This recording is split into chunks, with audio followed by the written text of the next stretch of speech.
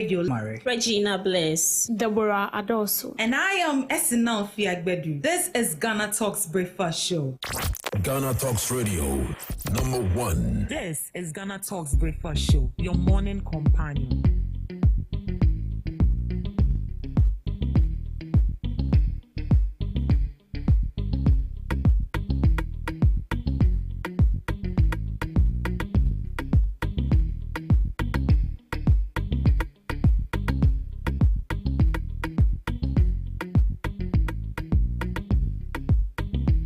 This is Ghana Talks Breakfast Show, your morning companion.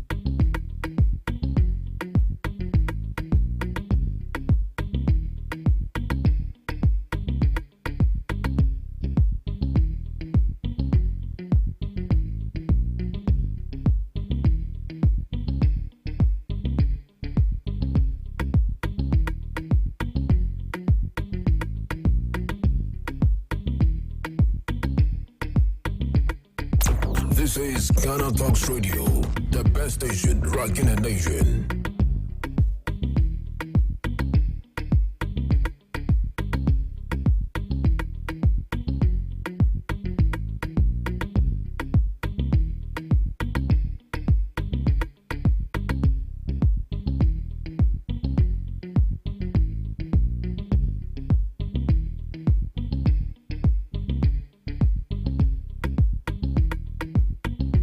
This is Ghana Talks Breakfast Show, your morning companion.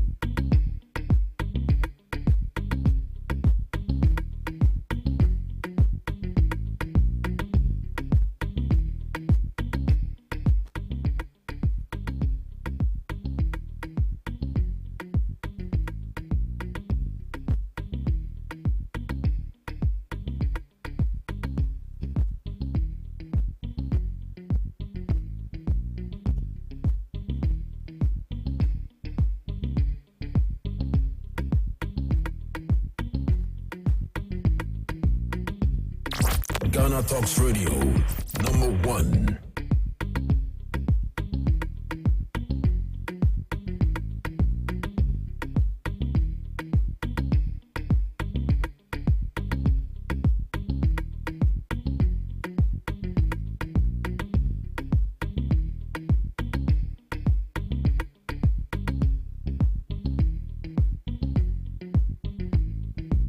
This is Ghana Talks Breakfast Show, your morning companion.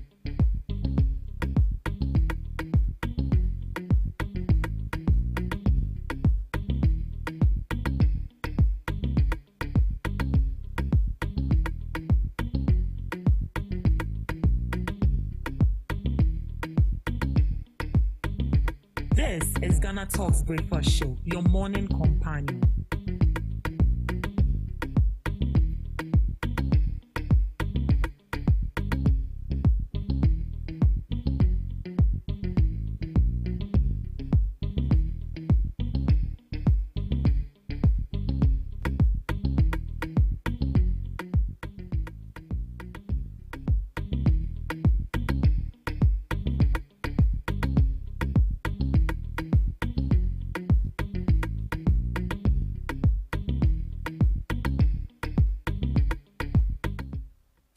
Hello, Ghana. Hello, lovely listeners of Ghana Talks Radio. Good morning, and you are welcome to the Ghana Talks Breakfast Show right here on Ghana Talks Radio. You are welcome to the news headline review. I am your host, Ruth Esinam. Here we bring you all the latest headlines making waves in the news. This is Ghana Talks Radio. Sports and entertainment, we got you covered with the most relevant stories and informed perspective right here on the Ghana Talks Breakfast Show. Joining me this morning is my knowledgeable panelists, Ms. Deborah Adosu and Ms. Regina Bliss. Good morning, ladies. Good morning. How are you doing, Ms. Regina? Good, you. I'm fine. You're looking pink. It's giving Barbie vibes. Thank you. Ms. Debbie. the grace is sufficient. Lady in black. How are you? I'm fine. I'm fine too. So You I'm didn't good. ask me. I was about. Okay. Pray. I'm doing well by the grace of God. Yeah, so you are welcome to the news headline review right here on the GhanaTalks Breakfast Show. So we'll be diving into the major news item this morning. But before that, yesterday I saw in the news that 2 TikTokers have actually been picked up by the Ghana Police Service, and they said they have been picked up due to one viral video that they made with regards to threatening President John Dramani Mahama and the First Lady. I just want to ask your opinion about that, Miss Regina. Okay, so in regards to the arrest, I think it's in the right direction, because we always talk about causing public fear, misinformation and disinformation, but Right. this hasn't got to do with disinformation or misinformation, but rather threatening someone's life. And the moment you threaten someone's life, you need to be arrested, investigated, arraigned for court, and at the end of the day, you get to know the final verdict. But looking at this, for example, we all heard what these 2 people said, especially the lady. We all heard what she said, but she said it point blank. But looking at this investigation, in as much as we know that they need to pass through the right process, they should make sure that this doesn't keep long, and they should also use these people as scapegoats to others. Because looking at these TikTokers, they think once they have a number of followings, they are should I say they are well to do, or because I feel, in as much as we are talking about our presidency, even let's put his presidency aside, you have no right to talk about someone in that manner. And looking at the videos, it seems like these people even don't have any regrets. The lady was still smiling in spite of she being arrested. She was still smiling.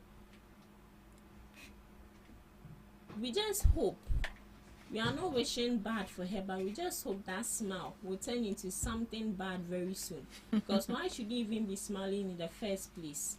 As a woman, as a mother, I don't know why you should be smiling, threatening someone. So what if someone also goes on live and starts threatening your child? How would you feel? So I think the arrest is in the right direction. It shouldn't only be arrest. But they should make sure that these people, should I say, should serve a term. They should be used as scapegoats to deter others from that particular act. Yeah. Okay. All right. Miss Debbie, right here in this country, we know freedom of speech there. We are allowed to express ourselves. Freedom of expression, freedom of speech. That is our right as citizens of this country. Do you think, in a way, they are infringing on the right of these people when it comes to the aspects that says freedom of speech? No, Okay. they are not. And we are rather abusing the freedom of speech and freedom of expression. And people have been using that as a yardstick. To excuse my language, fool on social media. Everyone is entitled to their opinion. Everybody is entitled to express his or himself, herself, pertaining an issue you feel like it's bad, or pertaining an issue you want to clarify your thought on it. But it's becoming too much. No one is infringing on anybody's right. I have my data, I have my phone. If I go and post something that it does not cross my path, it does not have its way into someone's territory without the person's permission, no one will come and arrest me. I have my TikTok page. You have your TikTok page. Have you seen anyone coming to arrest you? No, because you haven't posted anything. As it stands now, you haven't posted anything that threatens someone's life or Right. accusing someone falsely. Right. If I go to TikTok right now, it's either I'm posting my videos or I'm posting my personal stuff. It has nothing to do with the president. And I feel like the authorities in this country are so cordial to us that we see them as our classmates. We see them as our fellow mates, and we can chat with them, say any type of rubbish, and then we go scot-free. No, we should think that the president is not our class. He is the president, for crying out loud. You cannot come because it's your data. So you just be insulting the president, insulting the wife, insulting ministers, insulting politicians without thinking twice. These people, they've gotten to places you've not gotten to. They have touched places that you need protocol to get there. You haven't gotten there yet. And instead of you to do something that, instead of you being picked on the wrong side, find favor in their sight and be picked for something positive, not this. So with the arrest is good. It's good. Yesterday I saw a video where they said another one was arrested. She's called Jollof. Akosia Jollof. Akosia Jollof. Yeah. She also spoke. Muhammad needs to die, and I was like, look at this. Only your family nebewu. I've never seen people wishing death for people and they die like that. You are not in the mind of God. Yeah. You may be thinking evil for the person, but you don't know what God thinks about that person. That I said, that your thoughts are not the thought of God. If not, you can conform Exactly. Yeah. So I believe that the arrest is very good. It's very good. This is the right thing they are doing. Yeah. And it will serve as a deterrent to others. They should start. It shouldn't stop there. And even if they are not going to jail them, they should make sure that they stress them. So even if it will take 1 week or 2 weeks, when you come out, no one will tell you what to post on social media and how to speak. Exactly. As citizens of Ghana, we have that privilege to freedom of expression, freedom to do whatever we want to do, as in speech.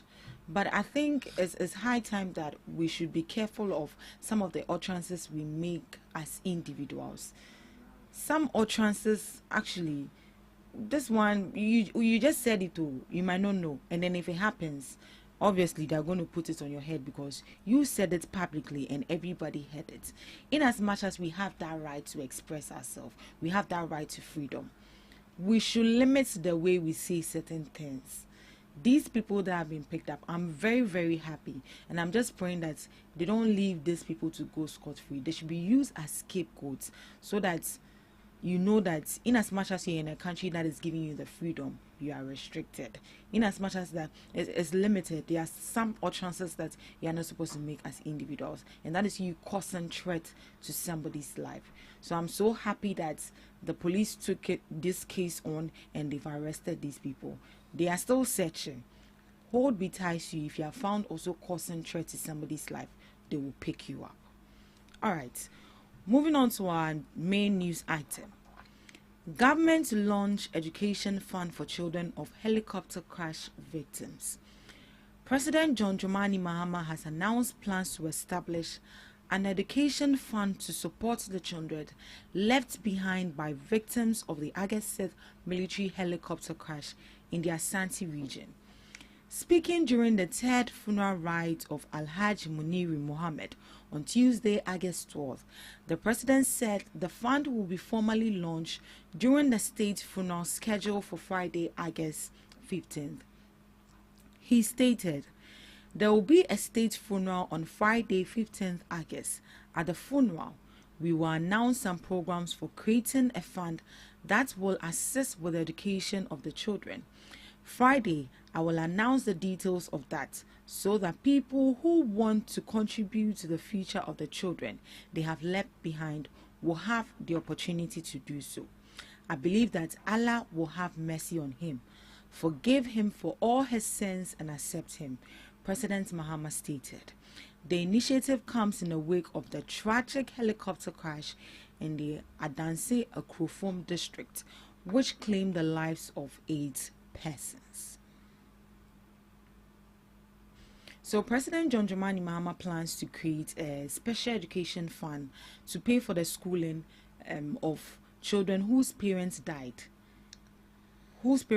in the August 6th helicopter crash. And the fund will be announced at the state funeral, which will be held on Friday. And individuals or groups who will be able to donate towards the children's education can be able to donate that. Miss Eugenia, what's your opinion on the story? I think it's a great move. It's a very good call, and should I say a considerable one at that. I always say our president is someone who has the interests of the people at heart, and this tragic incident has left all of us broken, and we are still grieving. Their legacy still goes on and will still remain and be intact. We would forever, should I say, cherish them, because they died in line of duty, trying to make sure that the government, or trying to make sure our country always had a better place. So with they bringing up a fund, I think it's a good thing, because these people, obi kunu, obi ba, someone's dad, someone's brother, and even some outsiders depend on them. The little I know, when it comes to Maneboama and also Mutala, I know that they fund for other people's education, they fund for other people's medical bills and all that. So they die in this tragic death. In as much as we this death has dealt with us, it has given us a heavy blow, but it has also dealt with other people who are beneficiaries. So I think that it is a good thing, and they should. We know there are a lot of rich people in the society, especially even if they don't want to do it publicly, they can only depend on the people in the parliament, and trust me, they will be able to. Even one person can say, oh, I'll take care of one person's family member. Another person can also say, oh, mefa maniboma mesho muni na nenkofo, mefa mutala mesho muni na nkofo. So I think it's a good thing, and it should remain like that. Okay. Do you think there should be some kind of like transparency when it comes to management of these funds, since it's going to be open for groups and then individuals who want to donate into the fund to cater for the schooling of these children? Yeah, in everything we do, transparency is really important. Even if it is not public, whatever you do between the two parties, transparency needs to really go on. Even if you're having a business with two people, at the end of the day, you have to let the person know, say, oh, this and this and this and this and this is what I use the money for. Imagine you have a position as an accountant, and at the end of the day, money is being brought to you each and every day. There's a time where at the end of either the month or maybe 2 months, 3 months, you have to account totally well to your manager. So with this fund issue they are bringing up, they will need to be transparent, first off to the public and also to the individuals who are involved, because I believe that the people who will donate their money, they also have things to do with their money, but because of their good heart and also out of a goodwill, they are trying to support these people. Why not? You have to make sure that they you are transparent with them, and also they see value which would come out of the money. Oh, which will come out of the money. Miss Debbie, so why don't you think the government should just take full responsibility of catering for these kids rather than relying on the public for donation? Because these people actually died as a result of government duties. So why then do they have to even open it up for, for groups or individuals who want to donate? Do you think it's reasonable or something? Yeah, it's reasonable. I think the president cannot take it alone. Okay. I think Muntala Mohammed has 4 children. He has 4 children, and they are all babies. They are babies. The kids are small. They are not really grown like that. And then looking at 8 people dead, and all these people has children. Looking at our education, our school fees. Even if you want the child to be well educated, that is, if you want to send them to the private sector, when it has to do with the government sector, it's fine. But with the private sector, you're supposed to pay a lot of fees. But what the government is saying is that they want to invest into the future of these children. So by the time they get to the university, training college, the family will not have to struggle so much. And so I feel like this is an opportunity if you want to help. Yesterday, I saw a video where 47 medical doctors were sponsored throughout education by the late Member of Parliament for Tamale Central, Muntala Mohammed. Exactly. 47, oh. And when you're talking about medical school, their school fees is not something to play about. Yeah, I think Mutaka has taken it upon himself to continue with what he did. 47. That's like yesterday, I was like, this man did I mean, that was marvelously perfect. And I saw how the students were crying because he has been of help to them. So if this man was to be alive, I'm not sure he would have sought for help, because someone who is taking care of 47 people. So if a tragic like this has befallen him and his family, it would be good if we would support. And I'm sure it's not only in his constituency. I've heard other party members saying that in time of need, you can call him. The president also stated that midnight, when he calls him, he picks his call. So these are people that you can confide in. So with the government bringing this on board, I wouldn't say it would be too much for the president to do, but I feel like help other people coming in to help to support him will be enough. It will help him gather enough of money in a period of, like, in the meantime, which is not going to take a very huge period to get that money. So I believe it's a great opportunity for you to help, and it's a good one. It's a good one because immediately this incident happened, the first thing that came in mind is their children. Like, how are they going to cater for these kids? Yeah. So if the president is bringing this, it's very good. But as you said, transparency. Yeah, Transparency, because I've heard these things, and sometimes you hear the family coming out to say that they've not received almost any money. exactly. So if the president is breaking this, whoever, I'm sure they are going to appoint someone that will be in charge of that fund. Sikano enka. It should be hanging in the air, and we the media having the news that they've donated this. When you go on ground, scan and come on side, it will be very sad. But then it's a good call. It's a good call. All right. Thank you so much, Miss Debbie, for that beautiful submission. All right, moving on to our next news item. Sam George slams unfortunate helicopter crash coverage, urges ethical journalism. The Minister for Communication, Digital Technology and Innovation, Sam George, has expressed disappointment over the manner in which sections of the media covered the tragic helicopter crash in the Ashanti region. The accident, which occurred on Wednesday 6th, resulted in the instant death of all 8 persons on board, including 2 ministers of state, other government officials, and crew members. He described the publication of distressing footage involving victims as unfortunate and contrary to professional ethics. The minister acknowledged the important role of the media in times of crisis, but said some outlets have overstepped the bounds of responsible journalism. He stated, "I think that as a people, we have an expectation of the media to inform us, to entertain and to educate us, and the media tries to play that role," Mr. George stated.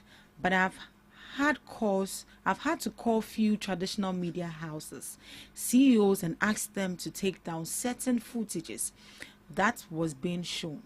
I thought that was unfortunate, and I believe it goes against the ethics of the profession."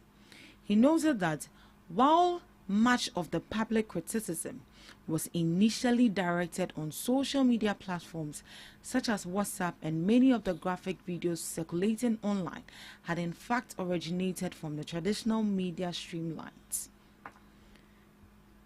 As journalists, there must be a balance between breaking the news and respecting the privacies of the victims, especially where grief is involved.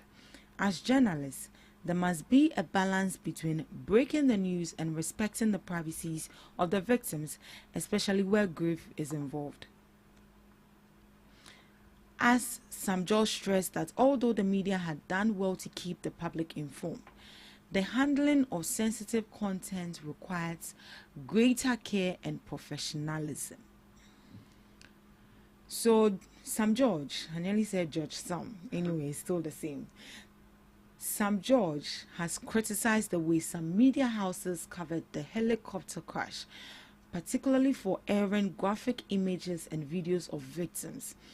He said that this violated their journalistic ethics and disrespected the privacy of the grieving families.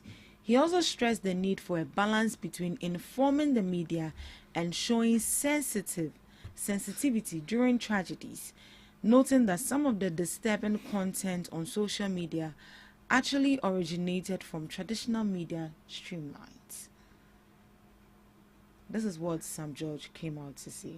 I think yesterday he had an interview at Joy News, and then he made mention of this, that he was really, really disappointed, and it was quite unfortunate to see how some media houses actually stream the helicopter crash. He also made mention that in every profession it comes with code of conduct and then with ethics. But looking at the way these people actually showed images and videos of the crash, that shouldn't be so. That shouldn't have been the way it should have been done. And then he equally also mentioned that most of these footages, most of these videos and images were actually taken from the traditional media. What is he trying to say? That the traditional media actually, they've lost that professionalism?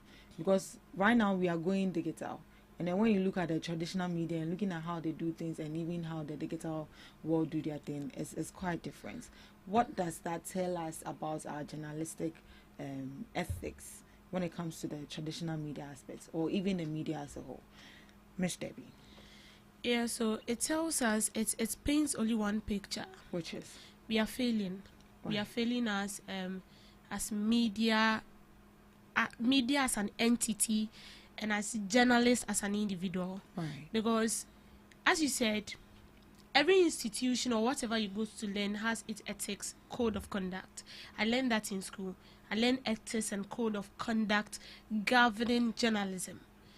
And you are supposed to learn it because that is what you'll be practicing on field. It guides you in putting into practice whatsoever you went to school to learn. But that is not what we see here. I mean, I've seen a video where people say we as media, we should be sensitive enough. Exactly. The incident has already happened, and the people who went to the scene said, looking at how the whole thing has happened, they have no way but to wrap the body in sacks. That's fine. But you, the media that is broadcasting the information to us at home, you can blur it. We can see that they are carrying something, but you blur it, or you just cover it and then you don't show that aspect. That is fine. Because as a family of that people, or that victim, sitting at home and looking at that, because you feel the pain. Exactly. The person left home whole, like full in person, and then only for you to on your television, and then you see that the person who left home, I mean, as a full human being, is coming back home in a sack. In a sack. And it's very bad. But in as much as you are blaming the media, we should also caution the citizens. Because now, sometimes before you, the media, you get there, the people on ground, which are the residents, have already posted it on the media. And I'm sure the residents got there before the media had the information. So most of these videos were actually posted by normal residents before even the media got the video. So in a way, you don't agree with him that they took some of the footages from The ground. Traditional media. They took some of the... Yeah, so the traditional media actually went for these videos from this site. And even if you are going for the videos from that site, you should be wise enough to know that you are not supposed to post it raw on your page like that. Because you learnt about it. As a normal citizen, he or she knows nothing about code of conduct and posting videos. What she knows is, let me post it and get my views. Exactly. But as a media person, though, you know it's against the rule. It's against the law. So as you are going for the information, sometimes we pick videos not from media stations, but from personal bloggers, from personal individuals that do not even have anything that has to do with media. But what they are saying makes sense. You want the people to listen. You pick it from their page and then you add your logo to it. But even watching the video, if you feel like there is a part where the person didn't speak well, you edit that part out. Because you know it's going to cost you a lot as a media. And so that is what you are supposed to do. But in this case, the media has totally failed. And I saw after the videos, the Ministry of Communication sending text messages. I received it myself. that the videos that have been posted on the media we should be deleted. It can never be deleted. It has been kept in the archives of social media. No matter how you try, 50 years to come, people will still search helicopter crash and then that video pop out. It has already been kept. The deed has already been done. But what next? We are supposed to sit up as media. I've seen Ghana Armed Forces also bringing a notice that the media should be cautious. Yesterday, I won't mention the television station. That's fine. The black box they are talking about, have you heard anything concerning that? No. Me, myself, I haven't heard. But my son Daho, I want to hear something. Yesterday, I saw this television station giving information about what was contained in the box. Abrakwa, no notice from the presidency is out to even inform us that they are done, or they've retrieved some sort of information from the box. We haven't heard anything, but this station was giving detailed that from the box this is what happened. The pilot called a member of the district DC in the town where the incident happened. They called. The pilot called the DC that this is what is happening, so they should bring a vehicle to meet them. And so in my mind I was like, where did she get this information from? Misinformation, total misinformation. Where did she get it from? And you see, people were giving, and I was like, so when I saw the Ghana Armed Forces bringing this notice, I know that it is to them. A respected television station in Ghana, you shouldn't do that. If you haven't heard a directive from the office of the presidency or from the office of the Ghana Armed Forces because they are investigating into the issue, you shouldn't be quick enough to spread the news because you want the views. And that is why we get it wrong, because of the views. The views is draining our reputation, it's tarnishing our image as a media. We have to wake up. We have to wake up. All right. Miss Gina, can you share your opinion with me? Do you think, in a way that Sam George put it, that we should be ethical with certain things like this? But don't you think, in a way, you're actually restricting people from seeing the actual event of what's happened? Because we saw the bodies in Cocoa Sack. And then to clarify the Cocoa Sack issue, yesterday I saw in the news that the reason they had to use the sack was that when they brought the body bags, immediately you put the bodies inside, they get melted. So they had no other choice but to use Cocoa Sack. Yes, so that's it. I think that's reasonable if they say that. Yeah. It is. Okay, so before I start, I think Kenya and US also experienced is it clashes or crash? Yes. Crash. And some of the victims died. In fact, all of them died. From what I heard, none of them survived. But have we seen any footage in regards to Kenya and US? We've not seen any footage. Not even a body. The only thing we are seeing is the I don't know if it was a helicopter or more than it was a normal, I think it was a plane. We just saw the plane, baby shit. But we didn't go to the extent of seeing any should I say horrific images.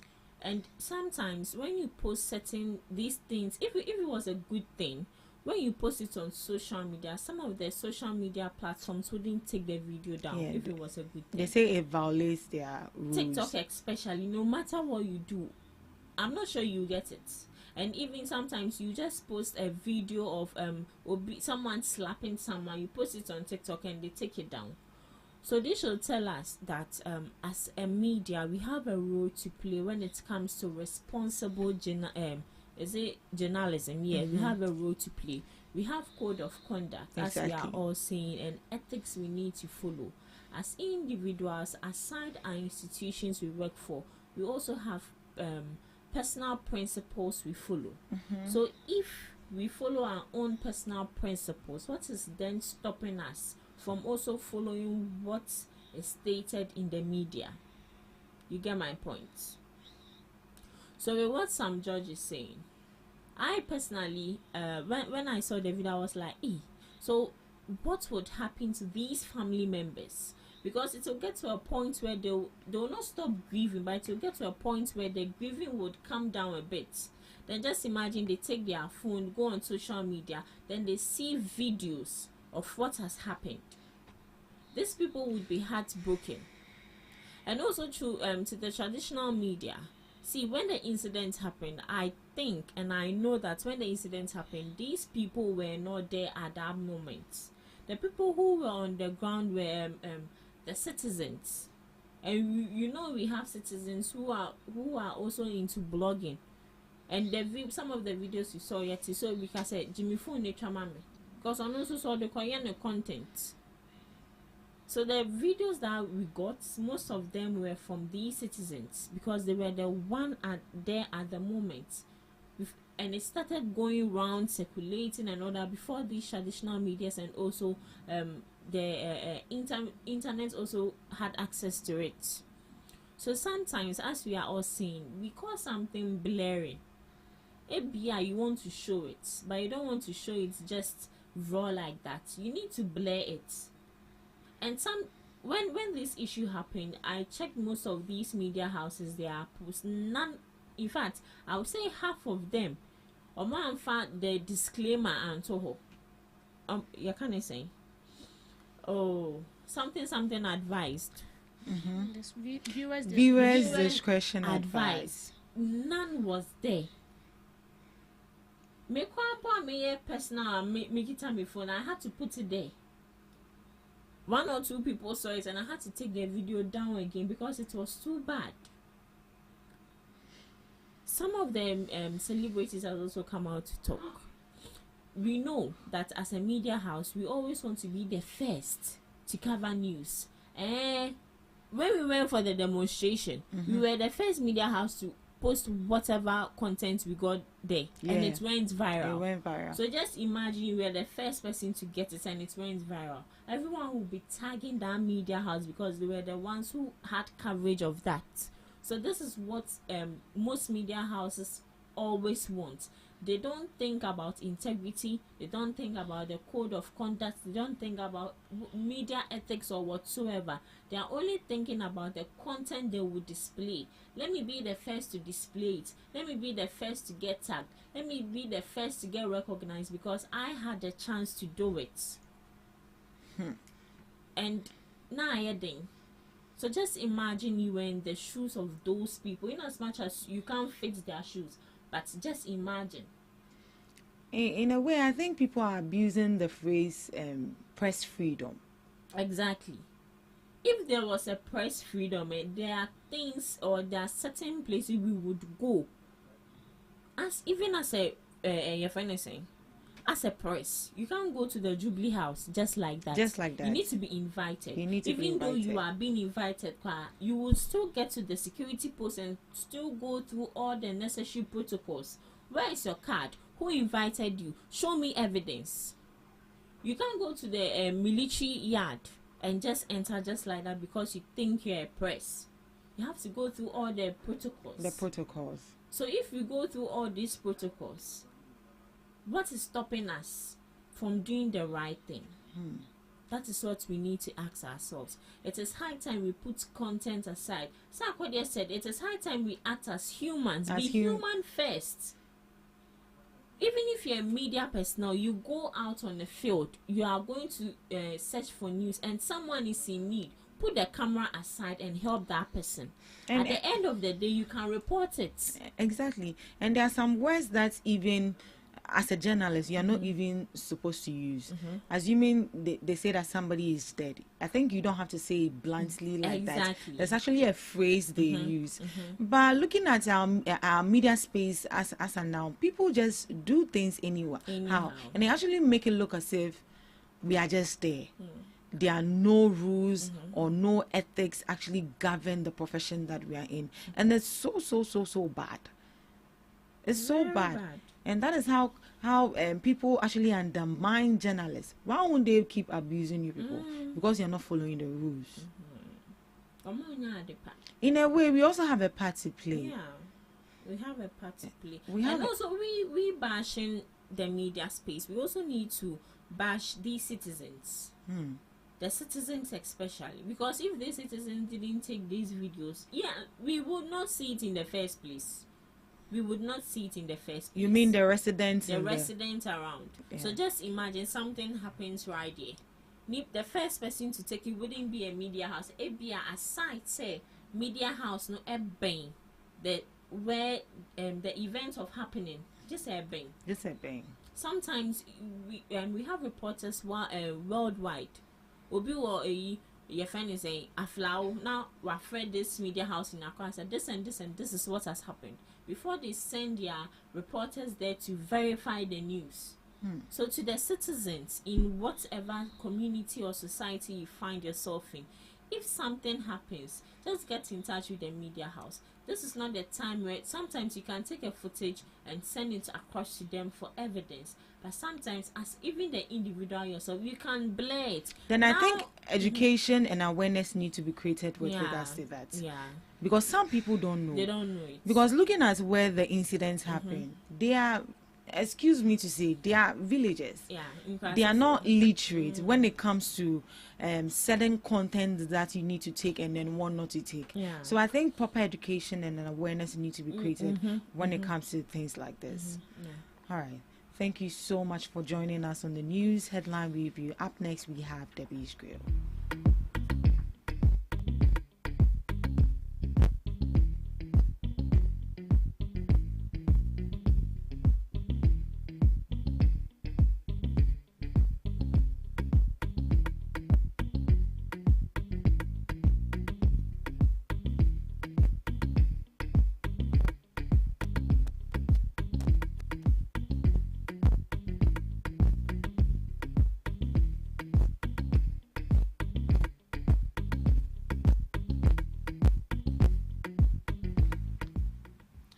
Good morning and welcome to Debbie's Grill, where we talk about issues that concern the state, void of politics, fear, or favor. Today is not a happy day. Today is a sad day. A sad day because we kept talking about the same thing each and every day and we see no improvement. And it feels like the more we talk about it, the more we see the worst happening day in, day out. So Mr. Senor Jose is saying that we cannot trade our children's future for galamsey profit. He believes that most of the children in the country, you are not supposed to have a biological child engaging in illegal mining because before you feel like he or she is your child. I believe everybody here is a child to the government. As a daughter or a son to the government. Because if something should happen right now, it is at the cost of the government. If an accident should happen right now and it's beyond cost, that is why we have the health insurance. It covers you. And who pays for that? It is the government who pays for that. So the government is equally responsible for your well-being. So in a normal frame, we are all the sons and the daughters of the government, equally the president. So he is saying that we shouldn't trade our children for galamsey benefit. Why is he saying this? Because he believes that there are not enough jobs, there are not enough opportunities in the country that will actually attract this youth into it. And so they risk their life in a pit. In the pit, they know fully well that it's a death trap. So they can earn money.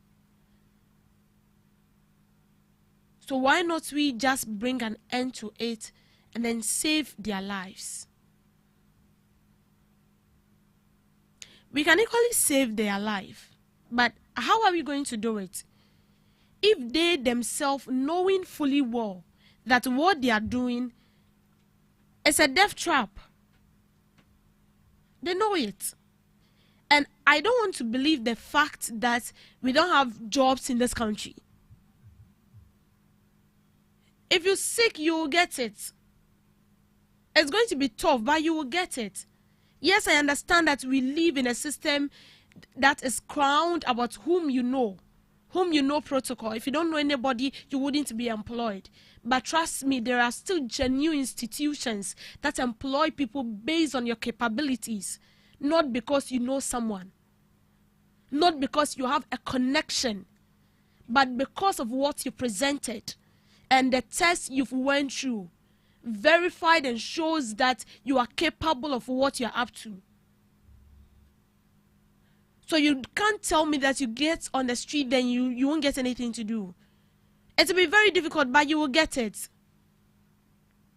But it's because we have the notion in mind. In the pit, there is more money. Someone said he earns 15,000 a month in illegal mining. A person who earns 15,000 a month in illegal mining with a person who works genuinely for an institution or genuinely for the government and he is paid less than 2,000. Come to think of it, if you're supposed to choose between these two, what are you going to choose? If you're the person that fears death, you're the person that fears taking up risk, then you might end up shifting to the government side, because with that it is less, but your life is secured. But if you are the type that want to take risk, you don't even care whether you can die in a second. You don't even care that something can happen within a twinkle of an eye. What you want is the 15,000, you go in for illegal mining. So this whole issue about illegal mining, to bring an end to it, it needs a thorough and intensive critical thinking. I mean, critical thinkers that can come up with a solution. We cannot just sit down and then preach about illegal mining and it ends there. No, no, no, no. Everyone has a role to play. The government has a role to play. In as much as we keep bashing the government that he has to take up his own cross, we also have to take up a cross. You are taking 15,000. But be rest assured that in the next 4 years, 5 years to come, that money you saved, it will be used to cure yourself in terms of medical care. Because that money you'll be saving for your whole life, it's something you are saving to cure yourself, not to do anything profitable for yourself. Why can't we understand that we are destroying a whole forest reserves? We are destroying a livelihoods of people. People depend on water to survive. The farmlands, the cocoa lands that are being destroyed are the solid income of people. That is a huge money we are destroying. People farm on lands, we are destroying them. Trees that serves as food and medicinal purpose are being destroyed. The fishes and the water bodies are destroyed day in, day out. You see, in as much as we feel like we think we are doing the government, I believe one day, since I was told that there is something called Judgment Day, and I believe in that. Before we are doing the government, but trust me, even if you are not judged, when you get there, you'll be judged. They are calling on the government to save your lives, but you are not ready to save your own life.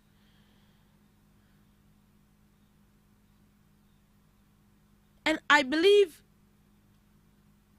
when we take a step that we feel like it's not good enough, we change it. We always change directions. We always do. Because sometimes you can plan something for yourself and then you believe like, no, this step is not going to help me. You're supposed to divert it and then you do it. So if we are using a step to bring an end to illegal mining and still illegal mining is on the rise, then it means you're supposed to do something. We've lost 8 people. We've lost 8 people. These are top government officials, so it's known. What about people who die consistently every day in these communities? because they depend on that to survive. What about people who give birth to disabled, who give birth to children, innocent children with no eye, innocent children with no arm, innocent children with a whole lot of health complications, and we still don't care? And I believe till we take a very tough decision, it's not going to stop. I feel very sad anytime I have to sit and it's all about illegal mining. And it feels like no one cares. That is why we kept saying that the shoot and kill approach is the best. It is the best. So we start shooting and killing people on sight, they are not going to stop.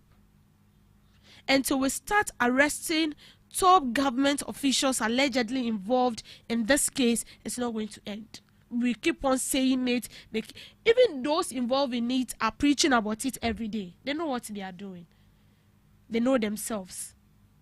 And that is why an illegal miner can have this confidence and then tell you that there is nothing you can do. That is the profession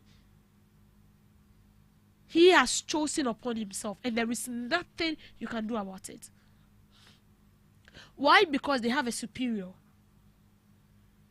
They have a superior who is ensuring their safety.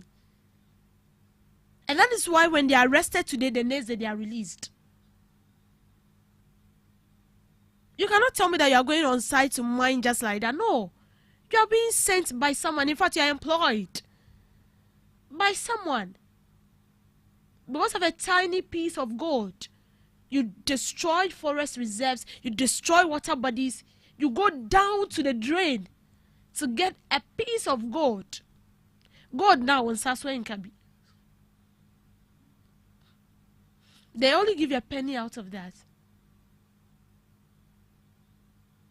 See, we need to wake up. And as much as we are calling on the government, we need to wake up. We need to wake up. The government can choose to say, I'm not going to do anything about it. And he can also choose to say, the shoot and kill approach you are saying, we are going to work towards it. It all depends on him. But don't forget that when it becomes worse, they can go out of the country. Do you have visa to travel? Do you even have a passport? Ask yourself these questions. If you have no answer to these questions, then you better back off. The people you are working for, the people giving you the know to mine illegally, the people who pay you that 15,000 and even above that 15,000, and you feel like you're making a lot of money. Ask yourself 5-10 years to come, because there is a notice that if we are not careful, about 10 years or 15 years from now, we will be importing water as a country. Do you have that money to be buying pure water every day and be bathing? And even the pure water they produce, it is still from this, our normal water. It's from this natural water God gave us, rewarded us with. That is what has been processed into the safe drinking water we take every day. If you see that, when you ask yourself as a human being, if what I'm doing is right, if I have the money to travel, if I have the money to buy pure water, bag of pure water each and every day and be bathing, then continue. But if you feel like you don't fall in any of these categories, then you better think. You better start thinking again. And to our chiefs, there is a call that they should be dethroned. You cannot go into a mining community and then you tell me that you went into the community and immediately you start mining. No, it doesn't happen like that. Even if you are going to build a school in a community, first of all, you have to seek the permit of the chief. The chief is going to give you a suitable land where he feels like when you build the school here, it's going to help the people. They are not supposed to walk miles to get to school. And that is it.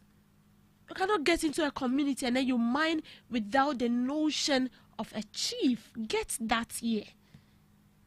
Let's start arresting them. In as much as they are chiefs, they are not above the law. And even if a chief is found, he should be killed on sight.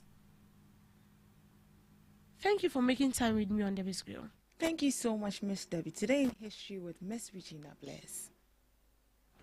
Today in history, 1920, Pan-African flag. The Pan-African flag was created on this day, 1920. This flag, consisting of red, black, and green horizontal stripes, was designed to be a unifying symbol for people of African descent worldwide. Red represents the bloodshed during the struggle for liberation. Black symbolizes the people of African descent, and green signifies the natural wealth and vibrant potential of Africa. Central African Republic became fully independent from French rule. 1960, the Central African Republic officially became independent from French colonial rule. This day marked the end of the French colony of Umbangi Shari, which then became the CAR. Berlin is divided. Berlin was divided with the construction of the Berlin Wall. This barrier physically separated East and West Berlin, becoming a symbol of the Cold War and the ideological division between the Eastern Bloc and the West. First victim of Murphy's yellow fever epidemic dies. The first confirmed death from the 1878 Memphis yellow fever epidemic was that of Kate Bionda, a restaurant owner. Her death occurred after she contracted the disease from someone who had evaded quarantine. This event marked the beginning of a devastating outbreak that severely impacted the city. To some few observances, International Left-Handers Day. International Left-Handers Day is an annual event that aims to raise awareness about the experiences and challenges faced by left-handed individuals in a world largely designed for right-handers. It is a day to celebrate the uniqueness and talent of left-handers while also acknowledging the practical difficulties they encounter. World Calligraphy Day is celebrated annually on the second Wednesday of August, which this year 2025 falls on August 13th. It is a day dedicated to appreciating the art of calligraphy and encouraging people to explore the beauty of handwriting. And that's all for today on Today in History and Observances, live on GhanaTalks Breakfast Show. Thank you so much, Miss Regina Bless, for that fascinating fact. And thank you to my lovely audience for doing the listening. We will be here same time again tomorrow at exactly 7 a.m. We'll go for the news shortly. Please stick and stay with us. Are you ready to amplify your business or brand's reach and make a meaningful impact in Ghana and beyond? Partner with GhanaTalks Radio today to connect with a diverse audience across Ghana and beyond. Elevate your brand through on-air promotions and social media. Boost your brand during prime time. With GhanaTalks Radio, you can extend your reach across digital platforms. GhanaTalks Radio is not just a station, it is a community hub where your brand becomes part of the conversation. Join us in fostering connections, celebrating culture, and making a lasting impression. For customized sponsorship packages and enquiries, email contact@GhanaTalksRadio.com or call +233 202 544614. GhanaTalks Radio, giving the youth a voice. What do you want for breakfast? How do you want your breakfast? English breakfast, French fries, Koko Nikosi, alo komi keshito. wache. Well, Gobe is the real deal. Join us on Ghana Talks Radio. Let's serve you a buffet of breakfast. From news headlines review, current affairs to social issues. Entertainment, sports, and all the trending stories live on our mobile app and across all socials from Monday to Friday, 7 a.m. to 10 a.m. With me, Pakwesi Omare. Regina Bless. Deborah Adoso. And I am Esinal Fiagbedu. This is Ghana Talks Breakfast Show. Ghana Talks Radio, #1. We bring you local news, business news, international, sports, and entertainment news. Right here on GTR.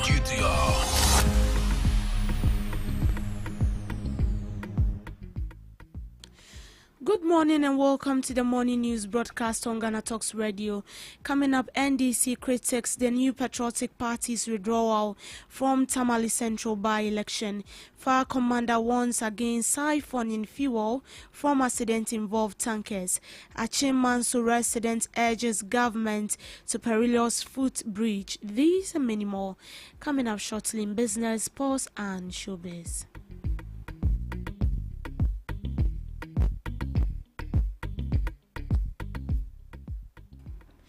The National Democratic Congress Deputy Director of Elections and IT Rashid Tango critic the MPP's withdrawal from the Tamale by-elections. He believes it is a political gimmicks to avoid defeat. This was after the New Patriotic Party in honor of the late Muntala Mohammed decided to back off the by-election in Tamale Central. The MPP is inviting us to it, a realm that we will decline the invitation, in the sense that they are mourning. Why would they want to bring out this? In any case, they know it's a political game they are playing. I mean, you cannot overturn 52,000 votes that you have 16,000. They have 16,000 in Tamale Central. We had 52,000. Even twice of their number will not get to our number.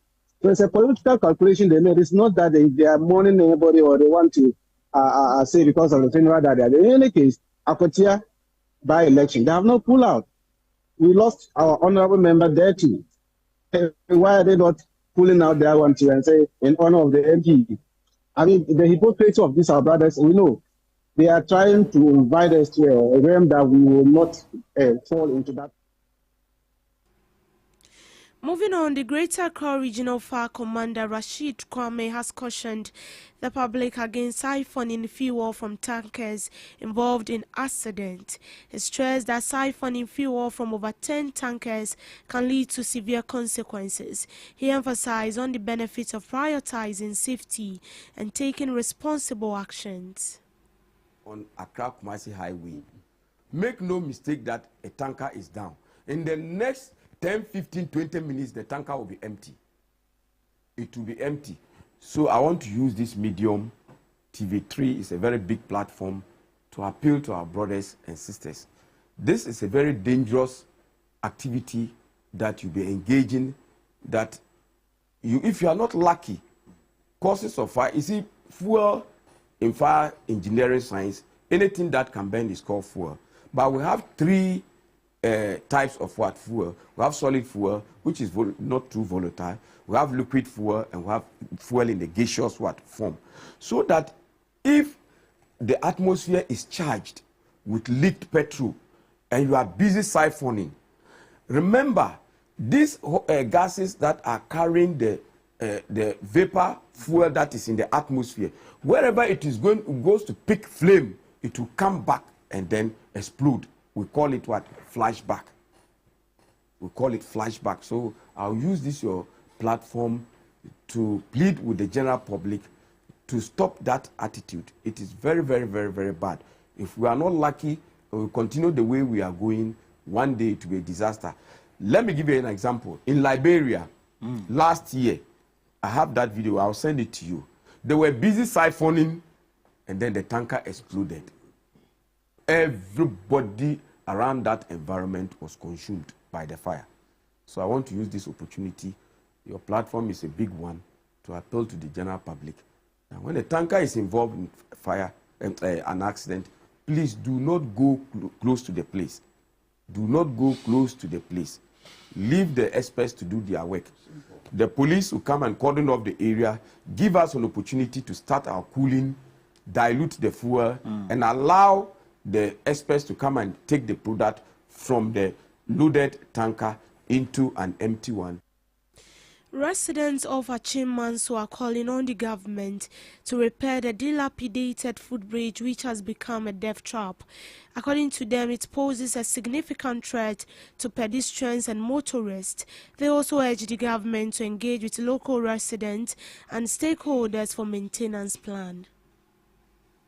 Nti obaka se o se wo se ene ankane Thursday nka se e presby school or Achimanso no kwa we so na nkwala no access to their school because of highway na etie nti no mafo no ye mpe se nkwala no betwa loro kwani ana mpani 40 kra no mbeti esa bridge we mai enra ana ye tipa truck driver bi our load na nwa Midwest construction eba ekwan no so a obetutu kwan no so no pay we bi to other side of the road and ama akwana aseniti no tipa trucks ne kasa kese no kwa omofa so na se de nsuo no petipeti enra no to ofa ha se ne to no o cracks abemu a se de di kankan ye behre se Ministry of Highways ana se any engineers we are Eastern region say friends community council bi ano ye behre se omeba no maba behwa man na se bi enimani ya se buko no mbu atu ha man ya na nka mbu nto man ansa na school for na e bi school bridge ni mo de ayehu the way I see no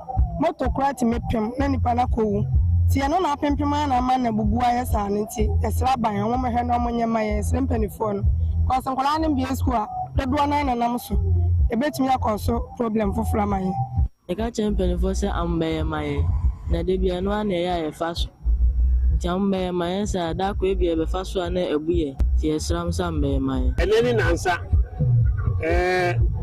track bi odi anwe betwem na odi ekobomu o ekwan no on dia ma contractor aban no twam no wonye enti wenyi kwan no bia koto won pila kese lachi ho no driver for the aye kwan if you say ekwan no makasa no pota na tutu enti mese aban ni se ni ade na ye no aye hu because I first wa ehu o engineers in free cricophodia no measure enumenu ya o ntra na dachi bibia siansa ansa na o waba ho bridge no yenya information on dra say driver bi abefa ha isan say kwan ni nti no try say we yi afa the other side na nsuo no 20 ato no ya behwe na okoi and your coin no natural say anopense o se behwe si a situation eche e ba ni ya hu se enye kra so what you. A communication team member of the NDC, Hamza Suni, has allegedly stated that staff and customs officers extort money under the guise of due process. This follows a ban on importing excavators without permit. He emphasized the need of discipline and professionalism among custom officers. There is also another time bomb waiting to explode, and that has to do with the ports, Tema ports. I think before the incident, I received a number of calls about happenings going on as far as the Tema port is concerned, and that has to do with the excavators that have been imported into the country. Government, through a policy directive, decided that there was a need for you to get a permit from the Ministry of Transport before you are able to clear your excavators. I am reliably informed that that policy initiative of His Excellency the President and the entire government is being taken advantage of by workers at the port and customs, not only to frustrate the policy, but frustrate every available transaction in the port. Because I'm told that the permit has to come from the Minister of Transport, then that permit is taken to the Commissioner General, who would then verify through the processes. And I can assure you that the verification processes, a lot of money is being demanded. by servants or the customs officials and those who have businesses doing with the ports. So it has become another milk cow for many people at the ports. And as a result of that engagement, it is affecting the ability for even the state to clear other containers not associated with excavators, which is leading to demurrages being paid to international agencies, not Ghana. Remember, on a daily basis, people who have imported containers unrelated even to the excavators, but because of the choking and the needless introduction of formalities to extort under the guise of implementing the president's policy, people have to pay demurrages in millions, which undoubtedly in the not too distant future would have an impact on even our exchange rate stability that we are boasting about. And so even the Minister of Finance should be interested. Is there no way that we can move these containers to a safe place? And even if these people would have to pay renting charges, so that the permit processes can begin to go on from that safe zone, and other unassociated imports, they would be able to clear their containers without this necessary hiccup. So this is a call to His Excellency President Mahama, that an entire government, that though the policy is genuine, once again, like President Mills experienced and had to go to the ports, workers are taking advantage, customs officials are taking advantage of the policy. And if care is not taken, it will explode in the face of the government. And the people of this country. In business, the agriculture sector is set for a significant financial boost in 2025 as the government and development partners commit a combined $2.9 billion to support key programs under the Ministry of Food and Agriculture.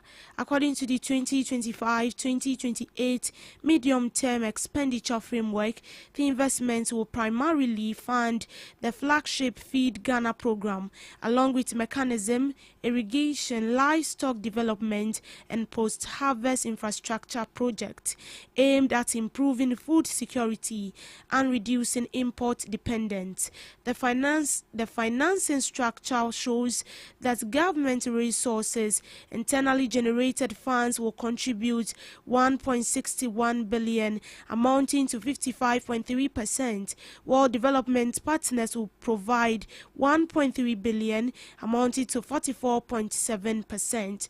Of the total allocation, $226.6 million is earmarked for compensation of employees, $1.13 billion will support goods and services, with $1.55 billion set aside for capital expenditure.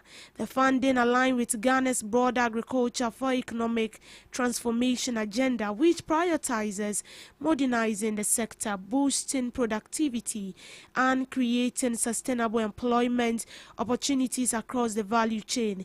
Under the same framework, government is advancing plans for a bold agricultural policy aimed at slashing its $2 billion annual palm oil import bill.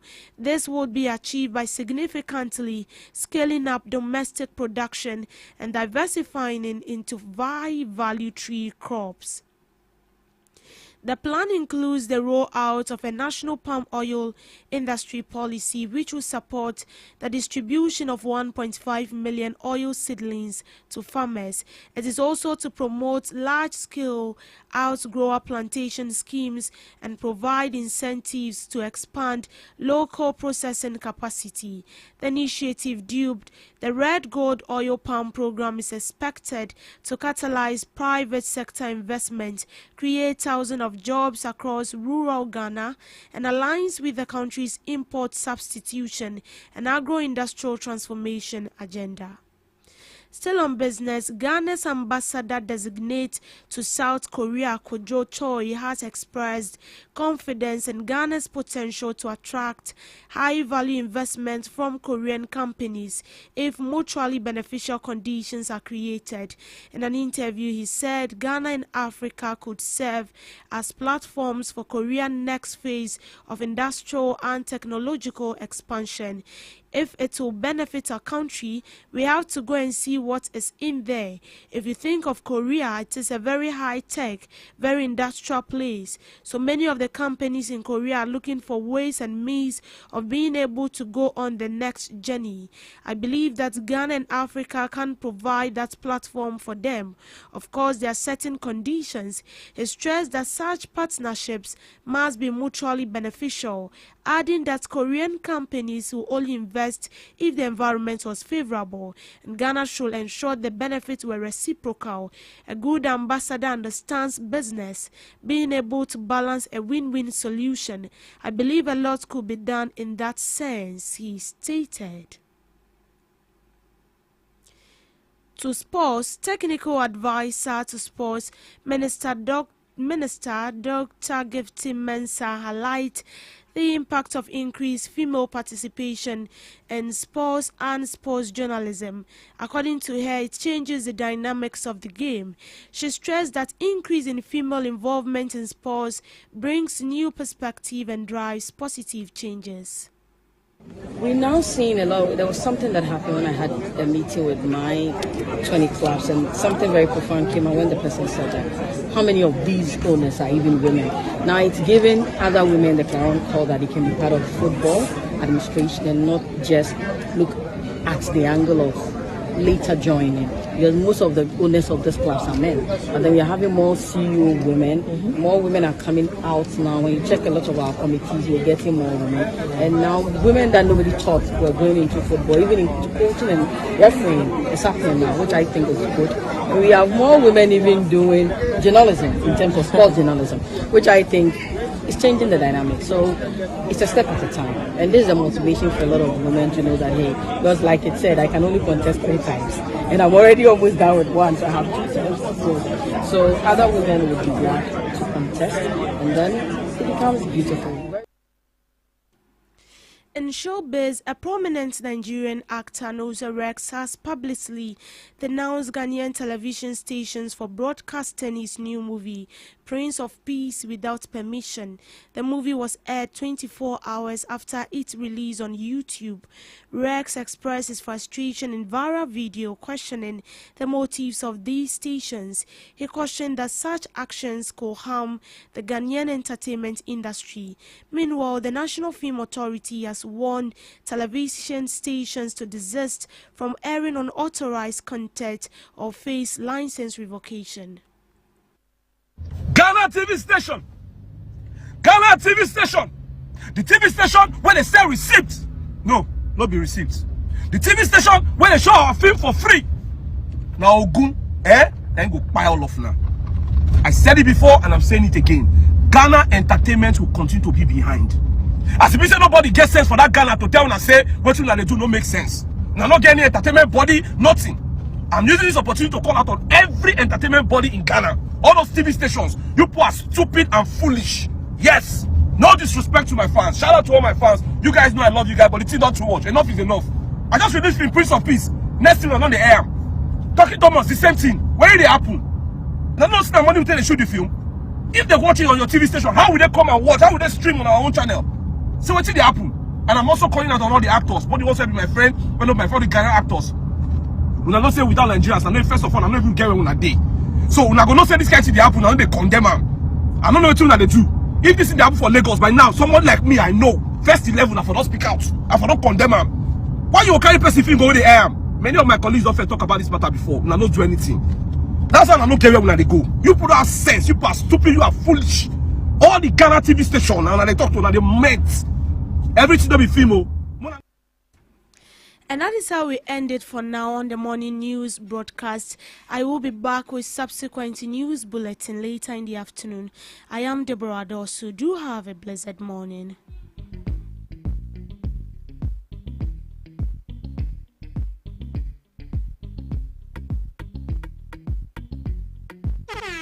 Hello Ghana, hello worldwide. I'm level bam. Now listen, every Tuesday and Friday, beyond the time it's going to carry bro. Our Ghana Talks Radio, 7 p.m. sharp. Now Tuesday, and we're gonna talk about our culture, our history. Matuni ding se tete abako sem. Now on the Friday, and you bars on bars. You better rap, you better say ade. No artists go join me in the studio. We're gonna discuss about music and business. Konya, or you singer, and now you rapper, you think say you get bars. You go fi spit fire now. Listen, make you join me with studios. Our Ghana Talks Radio, and you say ade na ade. Me say download the Ghana Talks Radio app, no. Our Play Store, any App Store. Na tune in, and you say this what you see. Baba live on Facebook, go Intakra, any Ghana Talks Radio page, and so now listen. Ebe your fire, 1 year, Konya, Wading, Jajan.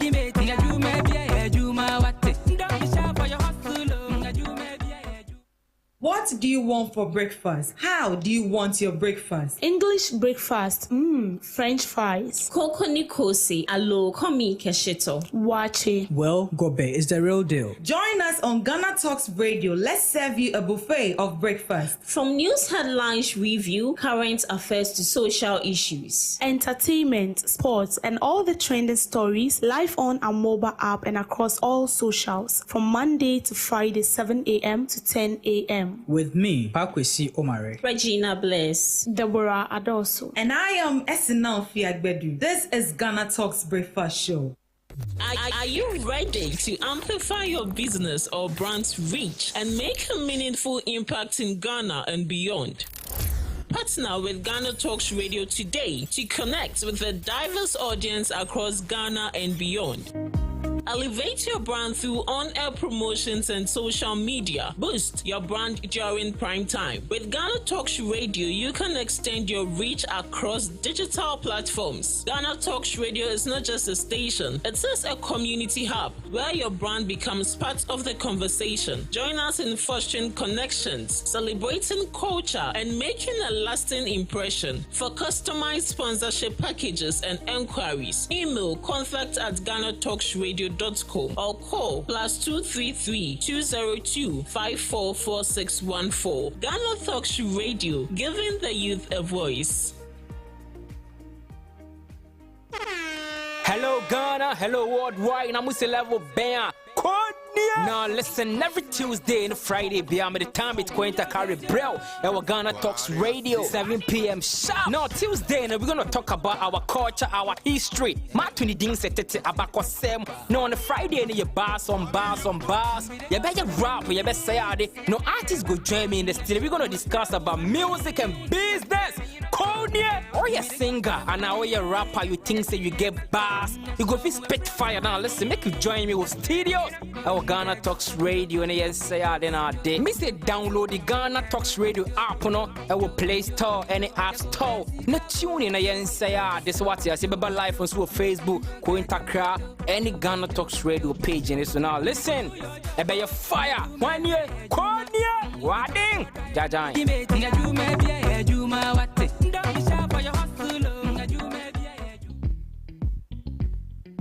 This is Ghana Talks Breakfast Show, your morning companion.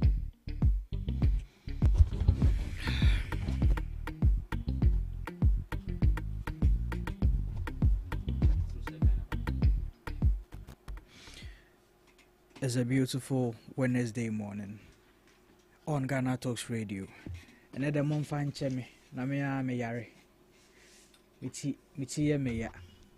It is a Mecasano of Femo and Namodi Achemi. Still, I were a war, Emery no more. But yes, it's another day that God has gifted to us that we need to be thankful for. My name is Pakwesi Omare, your regular host for the morning discussions, and this morning we are going to have it as usual as we bring it your way. The NPP and the NDC will be battling it out in the studios this morning. I have in the studios with me Paul, who is my regular on the Wednesdays, and our main man who has been a ghost on us for quite some time now, but today, yes, we have him representing the NDC in the person of Brima. The conversation is going to be very intellectual as we have this gentleman in the studios, but yes, not forgetting Oh, today is the birthday of my producer also. And now I wore a popcorn biano fafa studio ha. Ono odi bibia. But then ye fasa akwan so e de achia no ye mana awoda pa. Ye sere ne se nyame enkoso enhyira no nyame entre na hie mu. Onye na koma so ade nyina ema no. Na nyankopon ye we nyina awi a onsesa na adwen no support team papa. Na team o support se sia ne de no kresem. But God bless you, DJ Q. God bless your new age. We pray the heavens to sustain you in grace and in abundant favor. So yes, we are getting into the conversations right away. We want to invite you to join up on all our social media platforms at Ghana Talks Radio, on Facebook, on Instagram, on TikTok, and on X at Ghana Talks Radio. Let us hear from you. Get interactive with us on the conversations. Bo. Mr. Murray. I think the last week they went to me and share. Last week to me and share. You betray me. Na bibi aboko de. Me adom. Last week I went my man so na. Fofia. Mche news me say helicopter a crash. Me tie crime Peter. Wow. Ko Peter dem say Peter ne Dr. Manebo Amade. Yeah. Omtem Japan omo so man ko fa bi omtem ti no. Me frɛ Peter na bisa Peter say mati bibi say na e no kra na. Na Peter ka chem say e no kra. Na an kwase me ho dwimi pa. Sure. Ko bibi say be si a ana e odwo ha onti ase. Because never be hono be sia ye hwe omo aka nem kotna satellite ni ma Z9 ni na or Z9 ni na o hwe it's not company ni se ka kotnem na e ade bia nka eto na komana bo me nka so mo ato omo no mani boy o omo ato omo so no e ya bata company na to na kadia ka ehu pa ka security mo be in danger because we be because helicopter no me who say your technicians from where omo ye ho adwuma. Yes. So be movie from her to Obuasia. Yeah. At least I can say Ford wo ho abia sa Ford ko check 30 minutes and wait my then. Akwaba. But as a bit medu entimi ndu so mbeka. Sir. And eba na ewiem so a. Aviation Ghana Civil Aviation Authority. Omo control tower ho no. Yes. Omo tumi hwe wiem hu say untimi enya den enko bibi a wokɔ no na wokɔ untimi lande ko wiem enye. What does it mean to say a crash idiamuno menemoa? At least me said anye my age maka airport akra as an aviation officer. Yeah. Ti but say name because in helicopter there. I just balandia and a bathroom. But we ma a 2,000 feet. And Ghana has is ni edua bia. They do sa feet no. Do sa feet no. To me to say a crash idiamuno I was like no. And you say mountain because I mountain because I had do that fit kind of called mountain anymore. Yeah.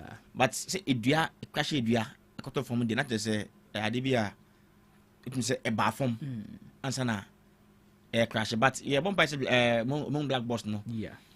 Maka idea is here. I see.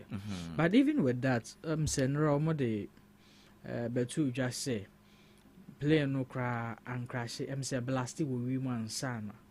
Edufem, and that has raised a whole lot of questions. Say plane any yeah then a blast it will sir when I make you say a blast to me. Yeah. Honorable comfort do say do you say do you say adan MP no.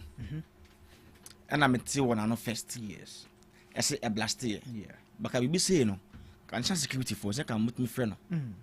Because on them on the first time you black box no cry you nanti hu bibia cry. Yeah. Bibi say say come with me friend no. I don't know say bia on your intel bi. I know if you on be can say bi with me substance say now be here no because this is strange. Yes. To allege that there was a desert in the air before it got down. Then it's serious. Yes. To me, what I learned is that work with the indigenous made it clear that. Yeah. bɛyɛ dua dua no koraa ɛyɛ dan ɛbuiɛ ase na ɛkɔtɔɔ fam by the form you are then blasted so the part blasted the plant to explode so the past the better baby but Mr. Mari bibi ekoso wa menti ase